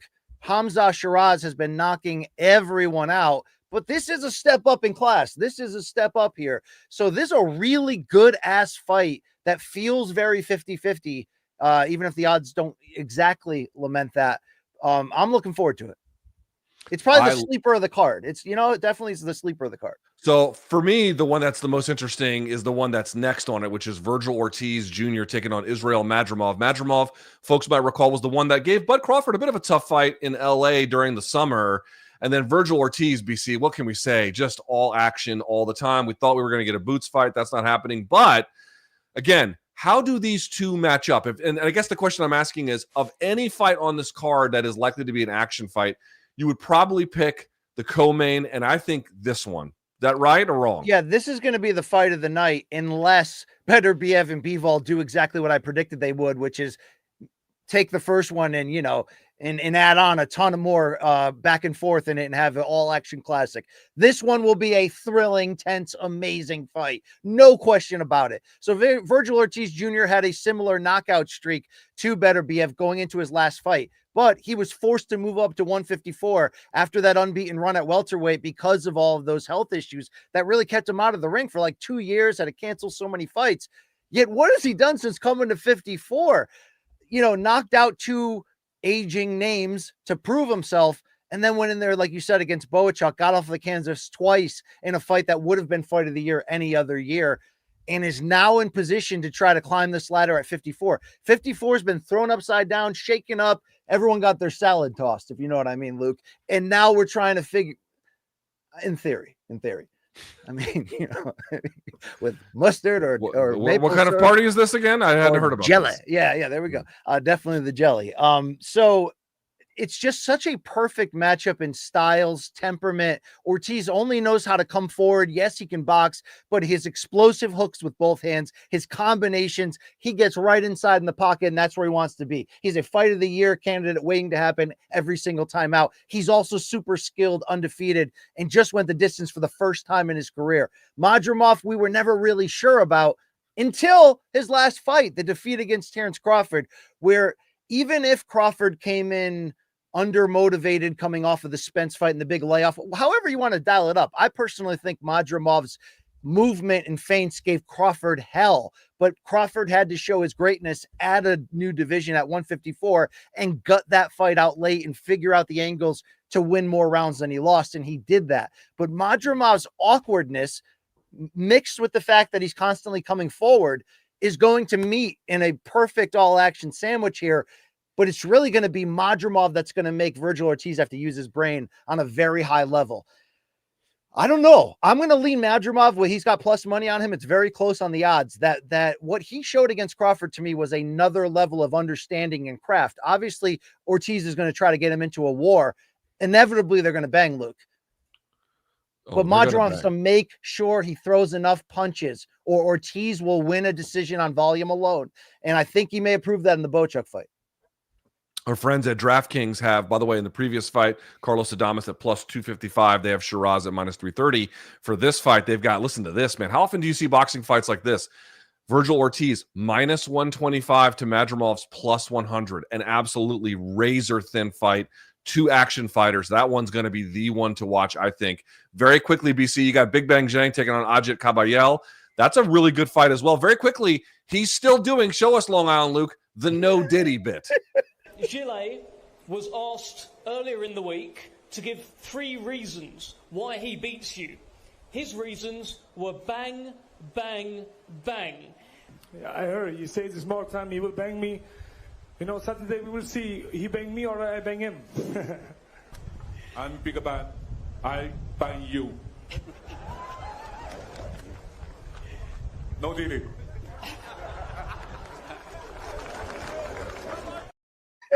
Dude, seriously, the bit's overdone, but his joy alone continues to make me laugh out loud until I cry every time he does this bit, which is basically, if you go to the Queensberry Instagram account, he does this bit every day. There's a video on there every day with him every doing, single day. With this it, is with how the he joke. orders food at the restaurant. He goes, I'm going to bang you, no Diddy. And they're like, all right, well, I'll just get you a cheeseburger. BC, bang, yes. BC, we all kind of know who Big Bang Zhang is. At least most folks have some idea about him. What about Ajit Kabayel? Yeah, he kind of, at least on my radar as a non-American heavyweight, really just kind of came up on the scene in that fight against unbeaten Frank Sanchez, and not only beat him, delivered a KO. And you're like, oh, okay, this guy is someone I seriously have to take into account. Now, this is a step up in class for him. Yeah, I'd say that. But he has been escalating the right way, fighting the next level guys and showing us tough guys, got some power, can box. Zhang's a tough out, Luke. We know this. Can you outwork Zhang over 12? You better have a chin, first of all. You better be willing to get into a war and get up from the canvas. But yes, there's always stamina issues following Big Bang around. But there are pockets in this fight, usually 2 to 3 rounds at a time, where he looks like Southpaw Muhammad Ali and he's knocking guys' heads back with stiff, straight, accurate shots. So we're going to find out if Caballel has the chin on this level. He's either going to get KO'd or win by it, in my opinion. This is going to be a wild and fun-ass fight. Last but not least, BC, I don't know this is the one that the folks care most about, but what should we know about Joshua Buatsi and Callum Smith? Yeah, for being the curtain jerker here on this 7-fight feature, I think there's 2 other fights. It all starts at like 10:30 in the morning Eastern time. But this is a really good fight and the one that's probably getting the least amount of love. Joshua Buatsi has looked for a long time coming out of the UK that he's like the future of this division, but like every step up opportunity or every close up, like he's looked good. He looked pretty good, but like he hasn't won us over. Well, now he's fighting Callum Smith, who, despite being knocked out by Beterbiev recently, is battle-tested, former world champion, only losses to Canelo and Beterbiev. Okay, so that's what we're talking about here. We're going to find out everything we really need to know about Buatsi. That's what this fight is about. I think there's an interim title at stake in some form, but this is about finding that out, using Callum Smith as the measuring stick. Does he still matter in this division? If he wins this fight, he does. So don't sleep on this one. Wake up in time for this and let's hit it hard. I mean, are you doing an all-day live stream, Luke? Are you just basically not quite all day? Not quite all day. I'm probably going to skip the first 1 or 2 of these, and then I'm going to get going and do. So I'll probably do the top 5. And my friend Othello is going to be with me as well, so that should be a real fun time. He's a great guy. He's a great guy. Yeah, Othello's the man. Shouts out. Who, by the way, he texted me today, and he'll announce this tomorrow on the live stream. He got laid off this morning, so crap. Hey, yeah, pour one out for Othello, and he's a big Reddit guy. That guy Othello, love him. Lots of those layoffs happening around this area these days. All right, BC, very quickly, the DraftKings odds on this one for Big Bang Zhang and Caballel. Zhang, a very slight underdog, plus 135. Caballel, minus 165. Again, another well-matched fight. And then in the DraftKings odds for Buatsi, minus 205. And then Smith, plus 165. BC, of it, but there are some gems on this card. And as UFC returns to Seattle, BC, your main event is going to feature Henry Cejudo at age, I think, 37, 38 now, taking on Song Yadong. Both fighters began their pro careers in 2013, but have had very different experiences coming into this fight. It's obviously kind of like an old versus young thing, which we've seen continuously with the UFC and more recently. What is one issue each fighter has had that has held them back that they need to fix in order to win this particular contest? Yeah, I think for Cejudo, first and foremost, it's activity level. It's not, I mean, how he can't turn back time, but what have we seen of the post-retirement Cejudo who stepped away at the peak of his powers, earning prime in 2020, and took 3 years off after a run to 2 championships? I don't know in hindsight if we're going to say that was a bad decision, that was whatever. I mean, there was some changes in his personal life that he needed to go through. But when he came back, he's still super elite. But after losing a split decision to Aljamain Sterling for the title and then losing a close, but I think visually a thorough defeat to future champion Merab Dvalishvili in their 3-round test, I think we learned that he's got to get himself to a higher gear faster and more consistently from the standpoint of carrying out his game plan, being active enough, and obviously mixing the threat of the takedown with his hands. He can handle himself in action fights or in certain situations there, but he's at his best when he's keeping guys down on their back and having that weapon in his pocket, but having the motor and the tank at this age to be able to be himself. Obviously, you get older, you got to cut corners in terms of how much you can work per round and different aspects on there. He's almost got to be perfect to beat these young lions. I think he still has enough. I think he's smarter than ever, and his skills are still there. But for Song Yadong, that's why I really like the crossroads nature of this matchup. It's like his record overall is really good, and we've known about him a long time as Mr. Faber's boy coming from, was he from China, right? And yes.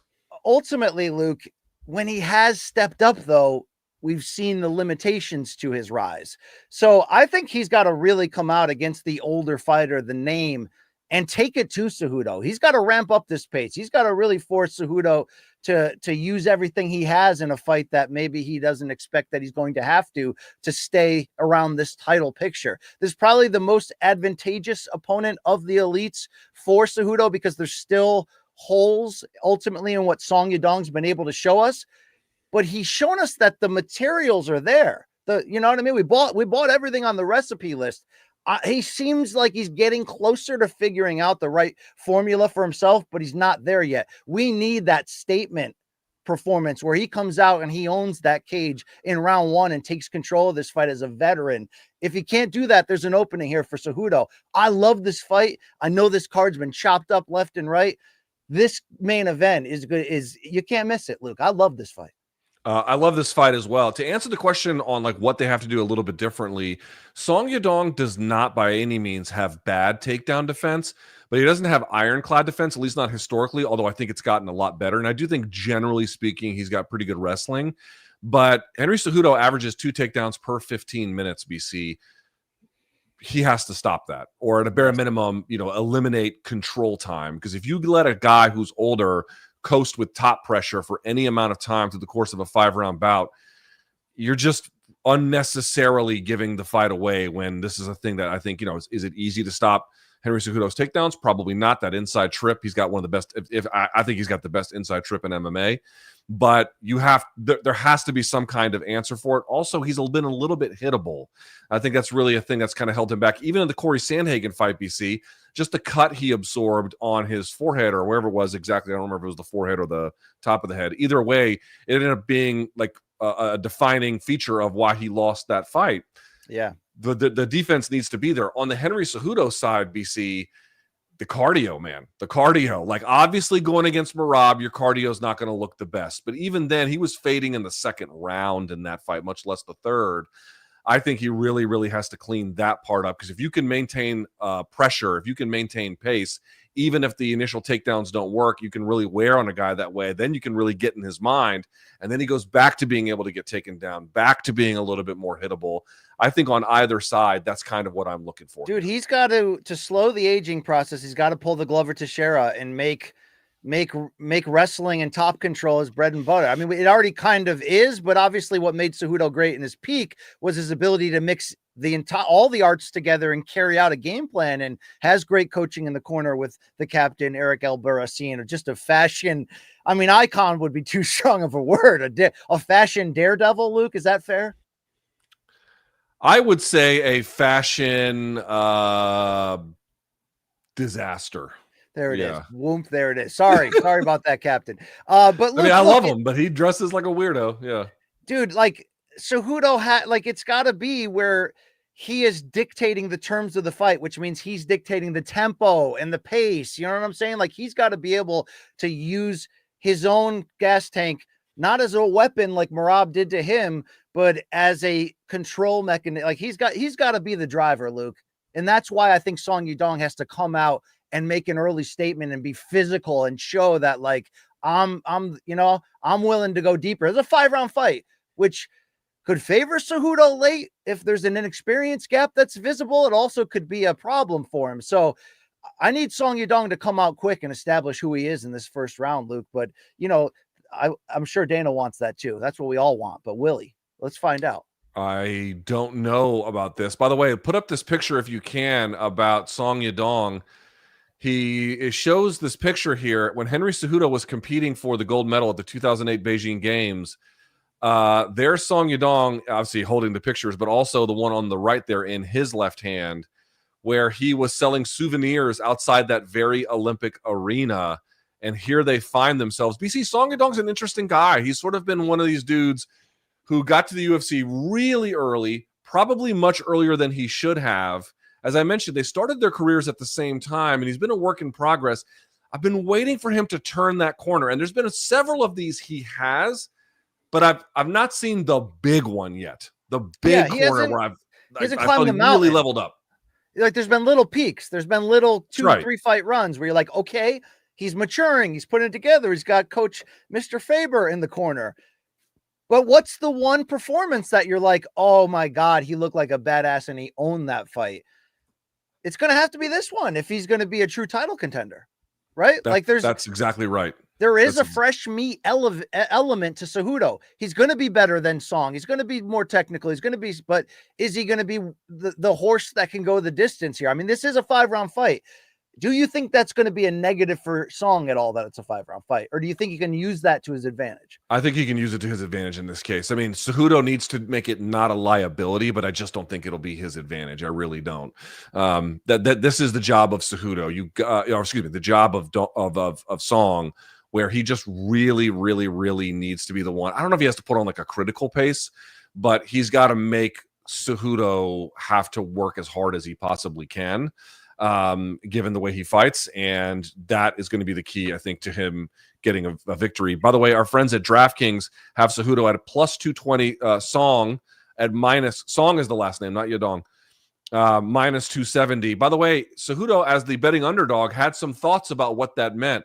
Let's hear from him. I'm 11 years his elder. He's an explosive fighter, really good at countering. He's a guy that could shut your lights off with one punch. But I think the same reason why his greatest gift is also his worst enemy too. You know, that gas he could completely go straight to E. So I love the fact that they're giving me a younger fighter. I love the fact that my back is against the wall. There's a chip on my shoulder. I love the fact that I'm an underdog, because these are the moments where I shine, and I appreciate all of it. You know, he's talking about Song Yadong's gas tank, which, again, I don't think is exemplary by any stretch, but I don't. If it's worse than a 38-year-old Henry Cejudo, he's got much bigger problems than just losing that fight potentially, right? Yeah. This is a big. It's like we thought he might be graduating to Legends fights only at this point, but this is him getting back into the mix. It's probably, like I said, the best opportunity for him to do that, because Yadong still has some holes in his game or the level he's reached at this point in terms of his performances. But it's also a referendum on, does Cejudo still belong with this group? And it was interesting, in that same media day sit down, Cejudo said he was of the mindset that, because he thought he was going to be fighting Dominic Cruz on this card, that he was probably going to just take a couple more against those legends. But he said it was I believe he said it was Hunter Campbell and him who had conversations and arguments, and eventually he got talked into, like, if you're still going to fight, you might as well be chasing the top. And they centered on Song Yadong as the right opponent to test that. So Cejudo came around that he still looks at himself as that guy, but it is interesting that he revealed that he thought he was kind of done, and, I'll fight Dominic Cruz again. Well, we'll see who else is available. There's a lot of pressure on him to prove he still belongs in this conversation in this deep, great division, Luke. I hope so, because it's fun, but he's also still throwing out the 125 idea. In fact, he said, like, if he gets a win here, it might open the door for him against Pantoja. Do you think he can make that weight? No, I don't. I want you to react to something. We've got a clip here from our friend Shaq Majori talking to Henry about, like, where Henry really is in this point in his career, win or lose. Let's react to what he has to say. It's because of having a couple losses. Like, I'm not accustomed to going through that. Is this fight really going to inform, like, where Henry Cejudo is at and what his future holds? But you're right, man. I mean, obviously, what I show on Saturdays is going to be an indication of where I'm at. Because it's not like I'm just a wrestler either. I knock people the fuck out too.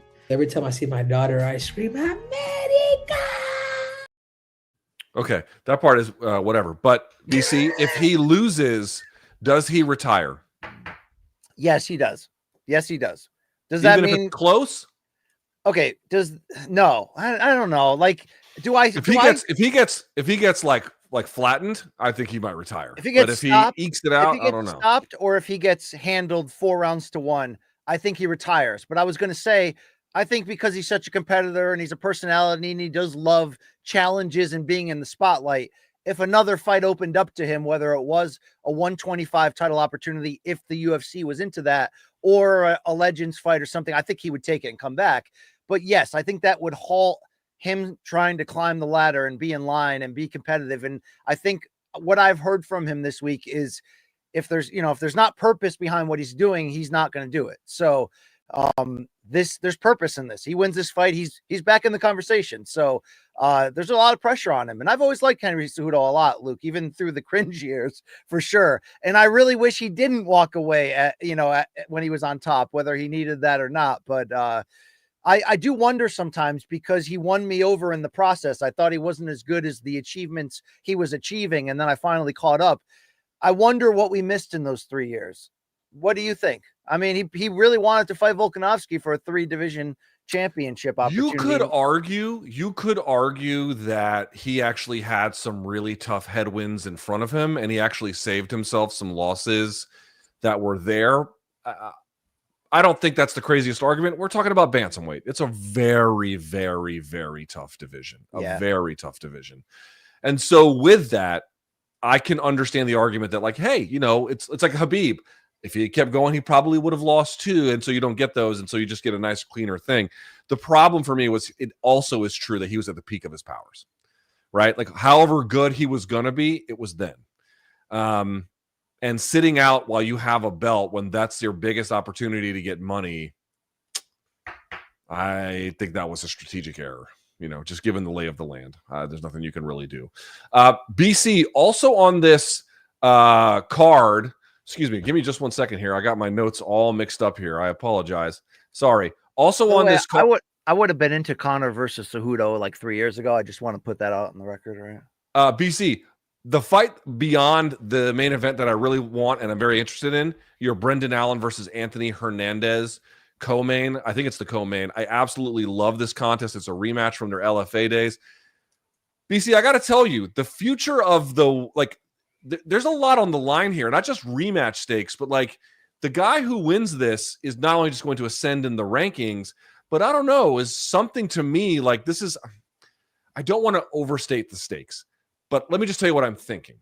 It seems to me that if Brendan Allen wins, this is true, but if Fluffy Hernandez wins, this is especially true. He's going to be one of these fighters that is absolutely going to be a defining like feature of the middleweight division in the next 3 years. Yeah. Is that too much of a take? No, he's marketable and he's aggressive and he's fun and absolutely. And the streak he's been on has been very impressive. He's been escalating properly in the name value. And this fight certainly meets that, because before Brendan Allen's last fight with the loss that halted a real red hot fire momentum of, fight night main events and getting his own streak together. This is a great test in that regard. But I think as much as this is about, can Fluffy take the next level to possible knocking on the door of, title contention and maybe not stardom, but a run here, a run of being someone that we take note of aggressively. Is this more of a referendum about Brendan Allen coming off of that defeat, Luke? Because it seems like MMA Twitter is like counting this dude out and hates him off of one loss. But was that an audit? Was that a thorough one in your eyes to really bring up these question marks? Brendan Allen has a lot of ability, but at times just seems like he can't quite get over the hump. Whereas, and he got obviously a lot of, his career got a lot of attention early.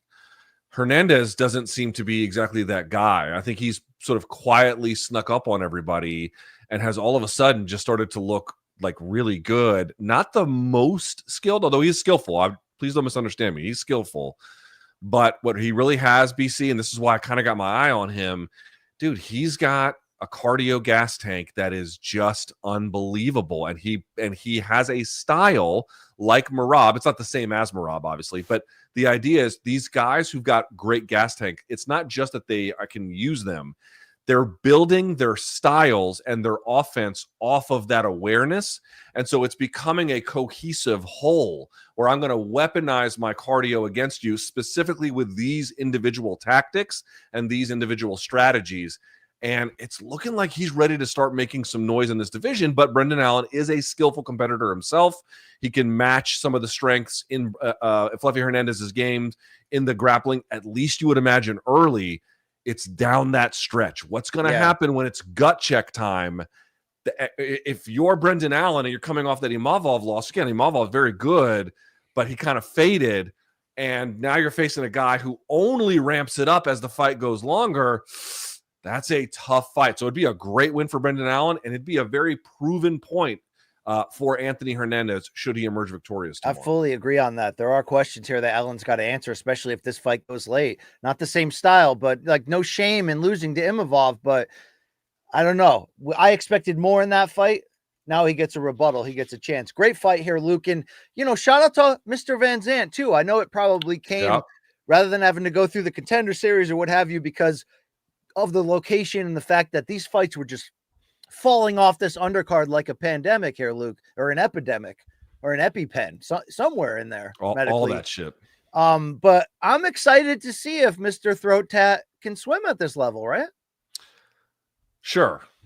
Yeah, I mean, listen, I've got to take after he collapsed against Gegard Mousasi in like less than a round, it was one of the worst picks I ever had in my life. Yes.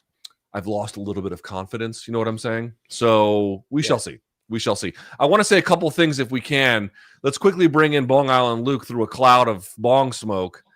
Long Island Luke, I'm going to guess that the Gene Silva-Milsic Bagdasarian fight is high on your list. What else has captured your imagination? I mean, betting wise, that's not that high on my list because Gene Silva's like a minus 500 favorite. But Henry Cejudo, I did jump on at plus 240. I mean, you mentioned Song's been taken down in all 3 of his UFC losses. Henry, former Olympic champion wrestler, also just lost to Aljo and Marab. Really not bad losses whatsoever. Also on Rob Font as a dog this week. Again, John Matsumoto. Again, Matsumoto undefeated, but he's taking the fight on short notice. Rob Font did just upset Kyler Phillips last time out. Feel like he could do it again. And I'm fading Mr. Van Zandt, dude. Varetnikov, he lost to Michael Morales on Contender Series, and he lost to Danny Barlow by split decision in his UFC debut. Those aren't bad losses whatsoever.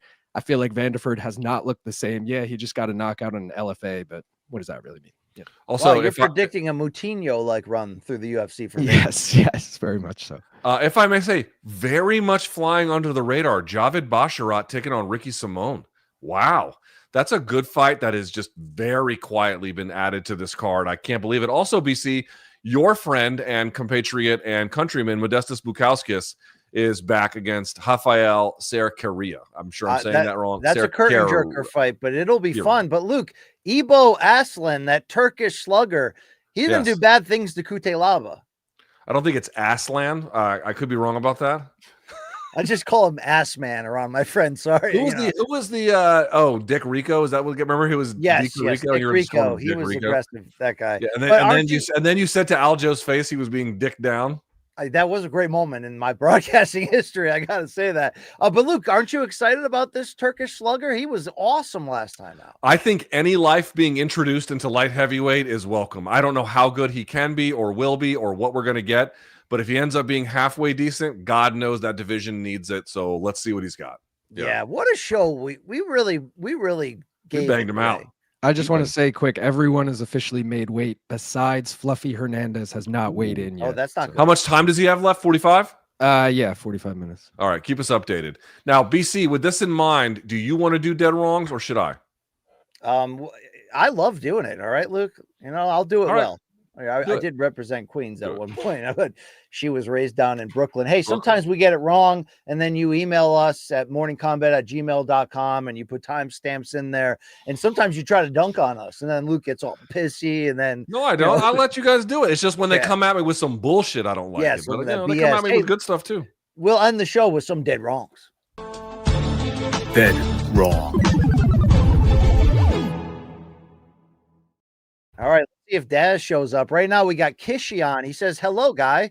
Kishion from Montreal, Canada here. At an hour and 30 minutes of the February 10th episode, Luke says Mayweather versus Guerrero was a bullshit fight. Yes, it was. Robert Guerrero was ranked number 10 pound for pound at the time by Ring Magazine and number 3 at welterweight behind Floyd and Juan Manuel Marquez. He was also the mandatory for the WBC title, which Floyd held at the time. And he also included articles with the rankings and the mandatories there. Yeah, I mean, the reason why I called it a bullshit fight was because there were better ones to make at that time, and Mayweather was at times a minus 800 favorite. Get the fuck out of here.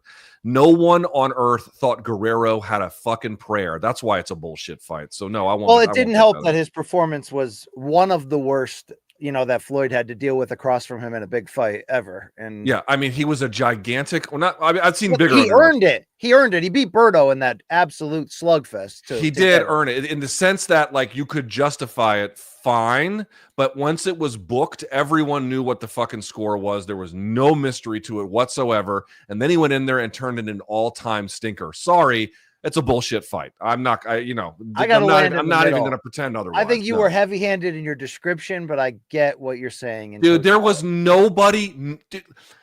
If it is the entire lead up to a fight is just a function of how the A side is going to stunt on the other guy, and then that's exactly what happens in the fight.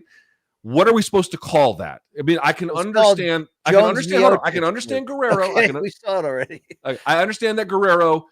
There is a claim that like he didn't arrive in that position accidentally, but Mayweather picked him because it was a bullshit opponent. I'm sorry, get the fuck out of here. I lived through that whole cycle. I remember it very distinctly and thinking it was one of the dumbest wastes of our time that fight took place. You're not gonna make me change what I lived through in that experience. Get the fuck out of here. I lean a little closer to Kishion, but it's not his fault, Luke, that he was born in the early 90s, as you've said many times. I understand that. I can appreciate that. Let's go to Frederick. He says, dead wrong for Luke again. With a government source, Luke, for someone data-oriented, you tend to cherry pick what you seem to want to look at. This took literally 2 minutes to find. Also, what you read on Twitter is not an accurate representation of the world or distribution of opinions. He brought read this. What is this, Long Island Luke? He brought a website. For each year, we show the rank of Liam and a bar representing the popularity of that name. The longer the bar, the more popular the name. The more popular the name in a given year, the numerically lower the. I can't read this shit. He's trying to say there's a bunch of Liams. And listen, I know there's a lot of fake news out there, and I'm sorry to be spreading it right at this moment, but it's not a real thing. Sorry. According to this, which I can barely read as well, it looks like it's ranked #1 in the last 7 years or so. Yeah. So, Luke, they're saying not also only a thing that's not true. Yeah. Not only are you wrong, they're saying you're dead wrong. That's what that's what Frederick is saying. They're allowed to say that. It's just bullshit. But okay. What did you think of that flat Earth debate between Rashad and Rampage and that other guy on that Jackson podcast? Did you see that? I think that, have you heard about that meteor that is like every time the NASA scientists update us, it's like gone from like a 1.4% chance, like a 2.2% chance of hitting Earth. And now it's like a 3. I need it to be like a 99% chance, please. That's what we really I think you have the same chance of your airplane colliding with another right now. Hey, turns out that might be pretty high.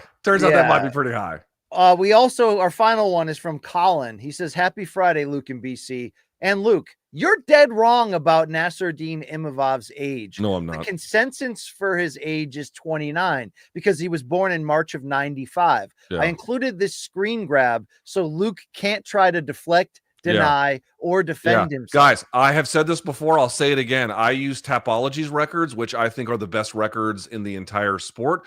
I do acknowledge there are competing numbers between where you might look, but my standard of excellence, because I've literally never been done wrong by them, is Tapology. They've got him at 28. The backside of my balls are available for licking. Let me know when you want to queue up.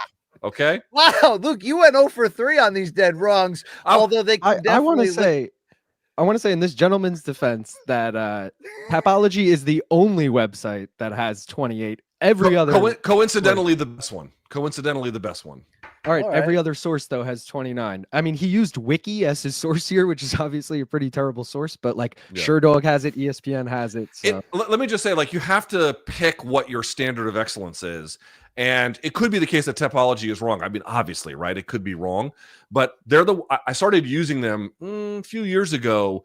Their record keeping is by far the best in the sport. Not perfect. They could be wrong, but it's where I go. And until someone can show me that they're wrong, not simply by showing me just another database, you have to explain to me why Tapology is wrong. Then I'll be wrong. But until then, no. I think we just got to get Nasruddin on the show and ask him straight up. And ask him, hey, how old? And Caceres on the show so we can ask him. Yes, that too. And also get the UFC matchmaker Caceres. so we can debate Riyadh versus 312 all over again or whatever it was. Yeah.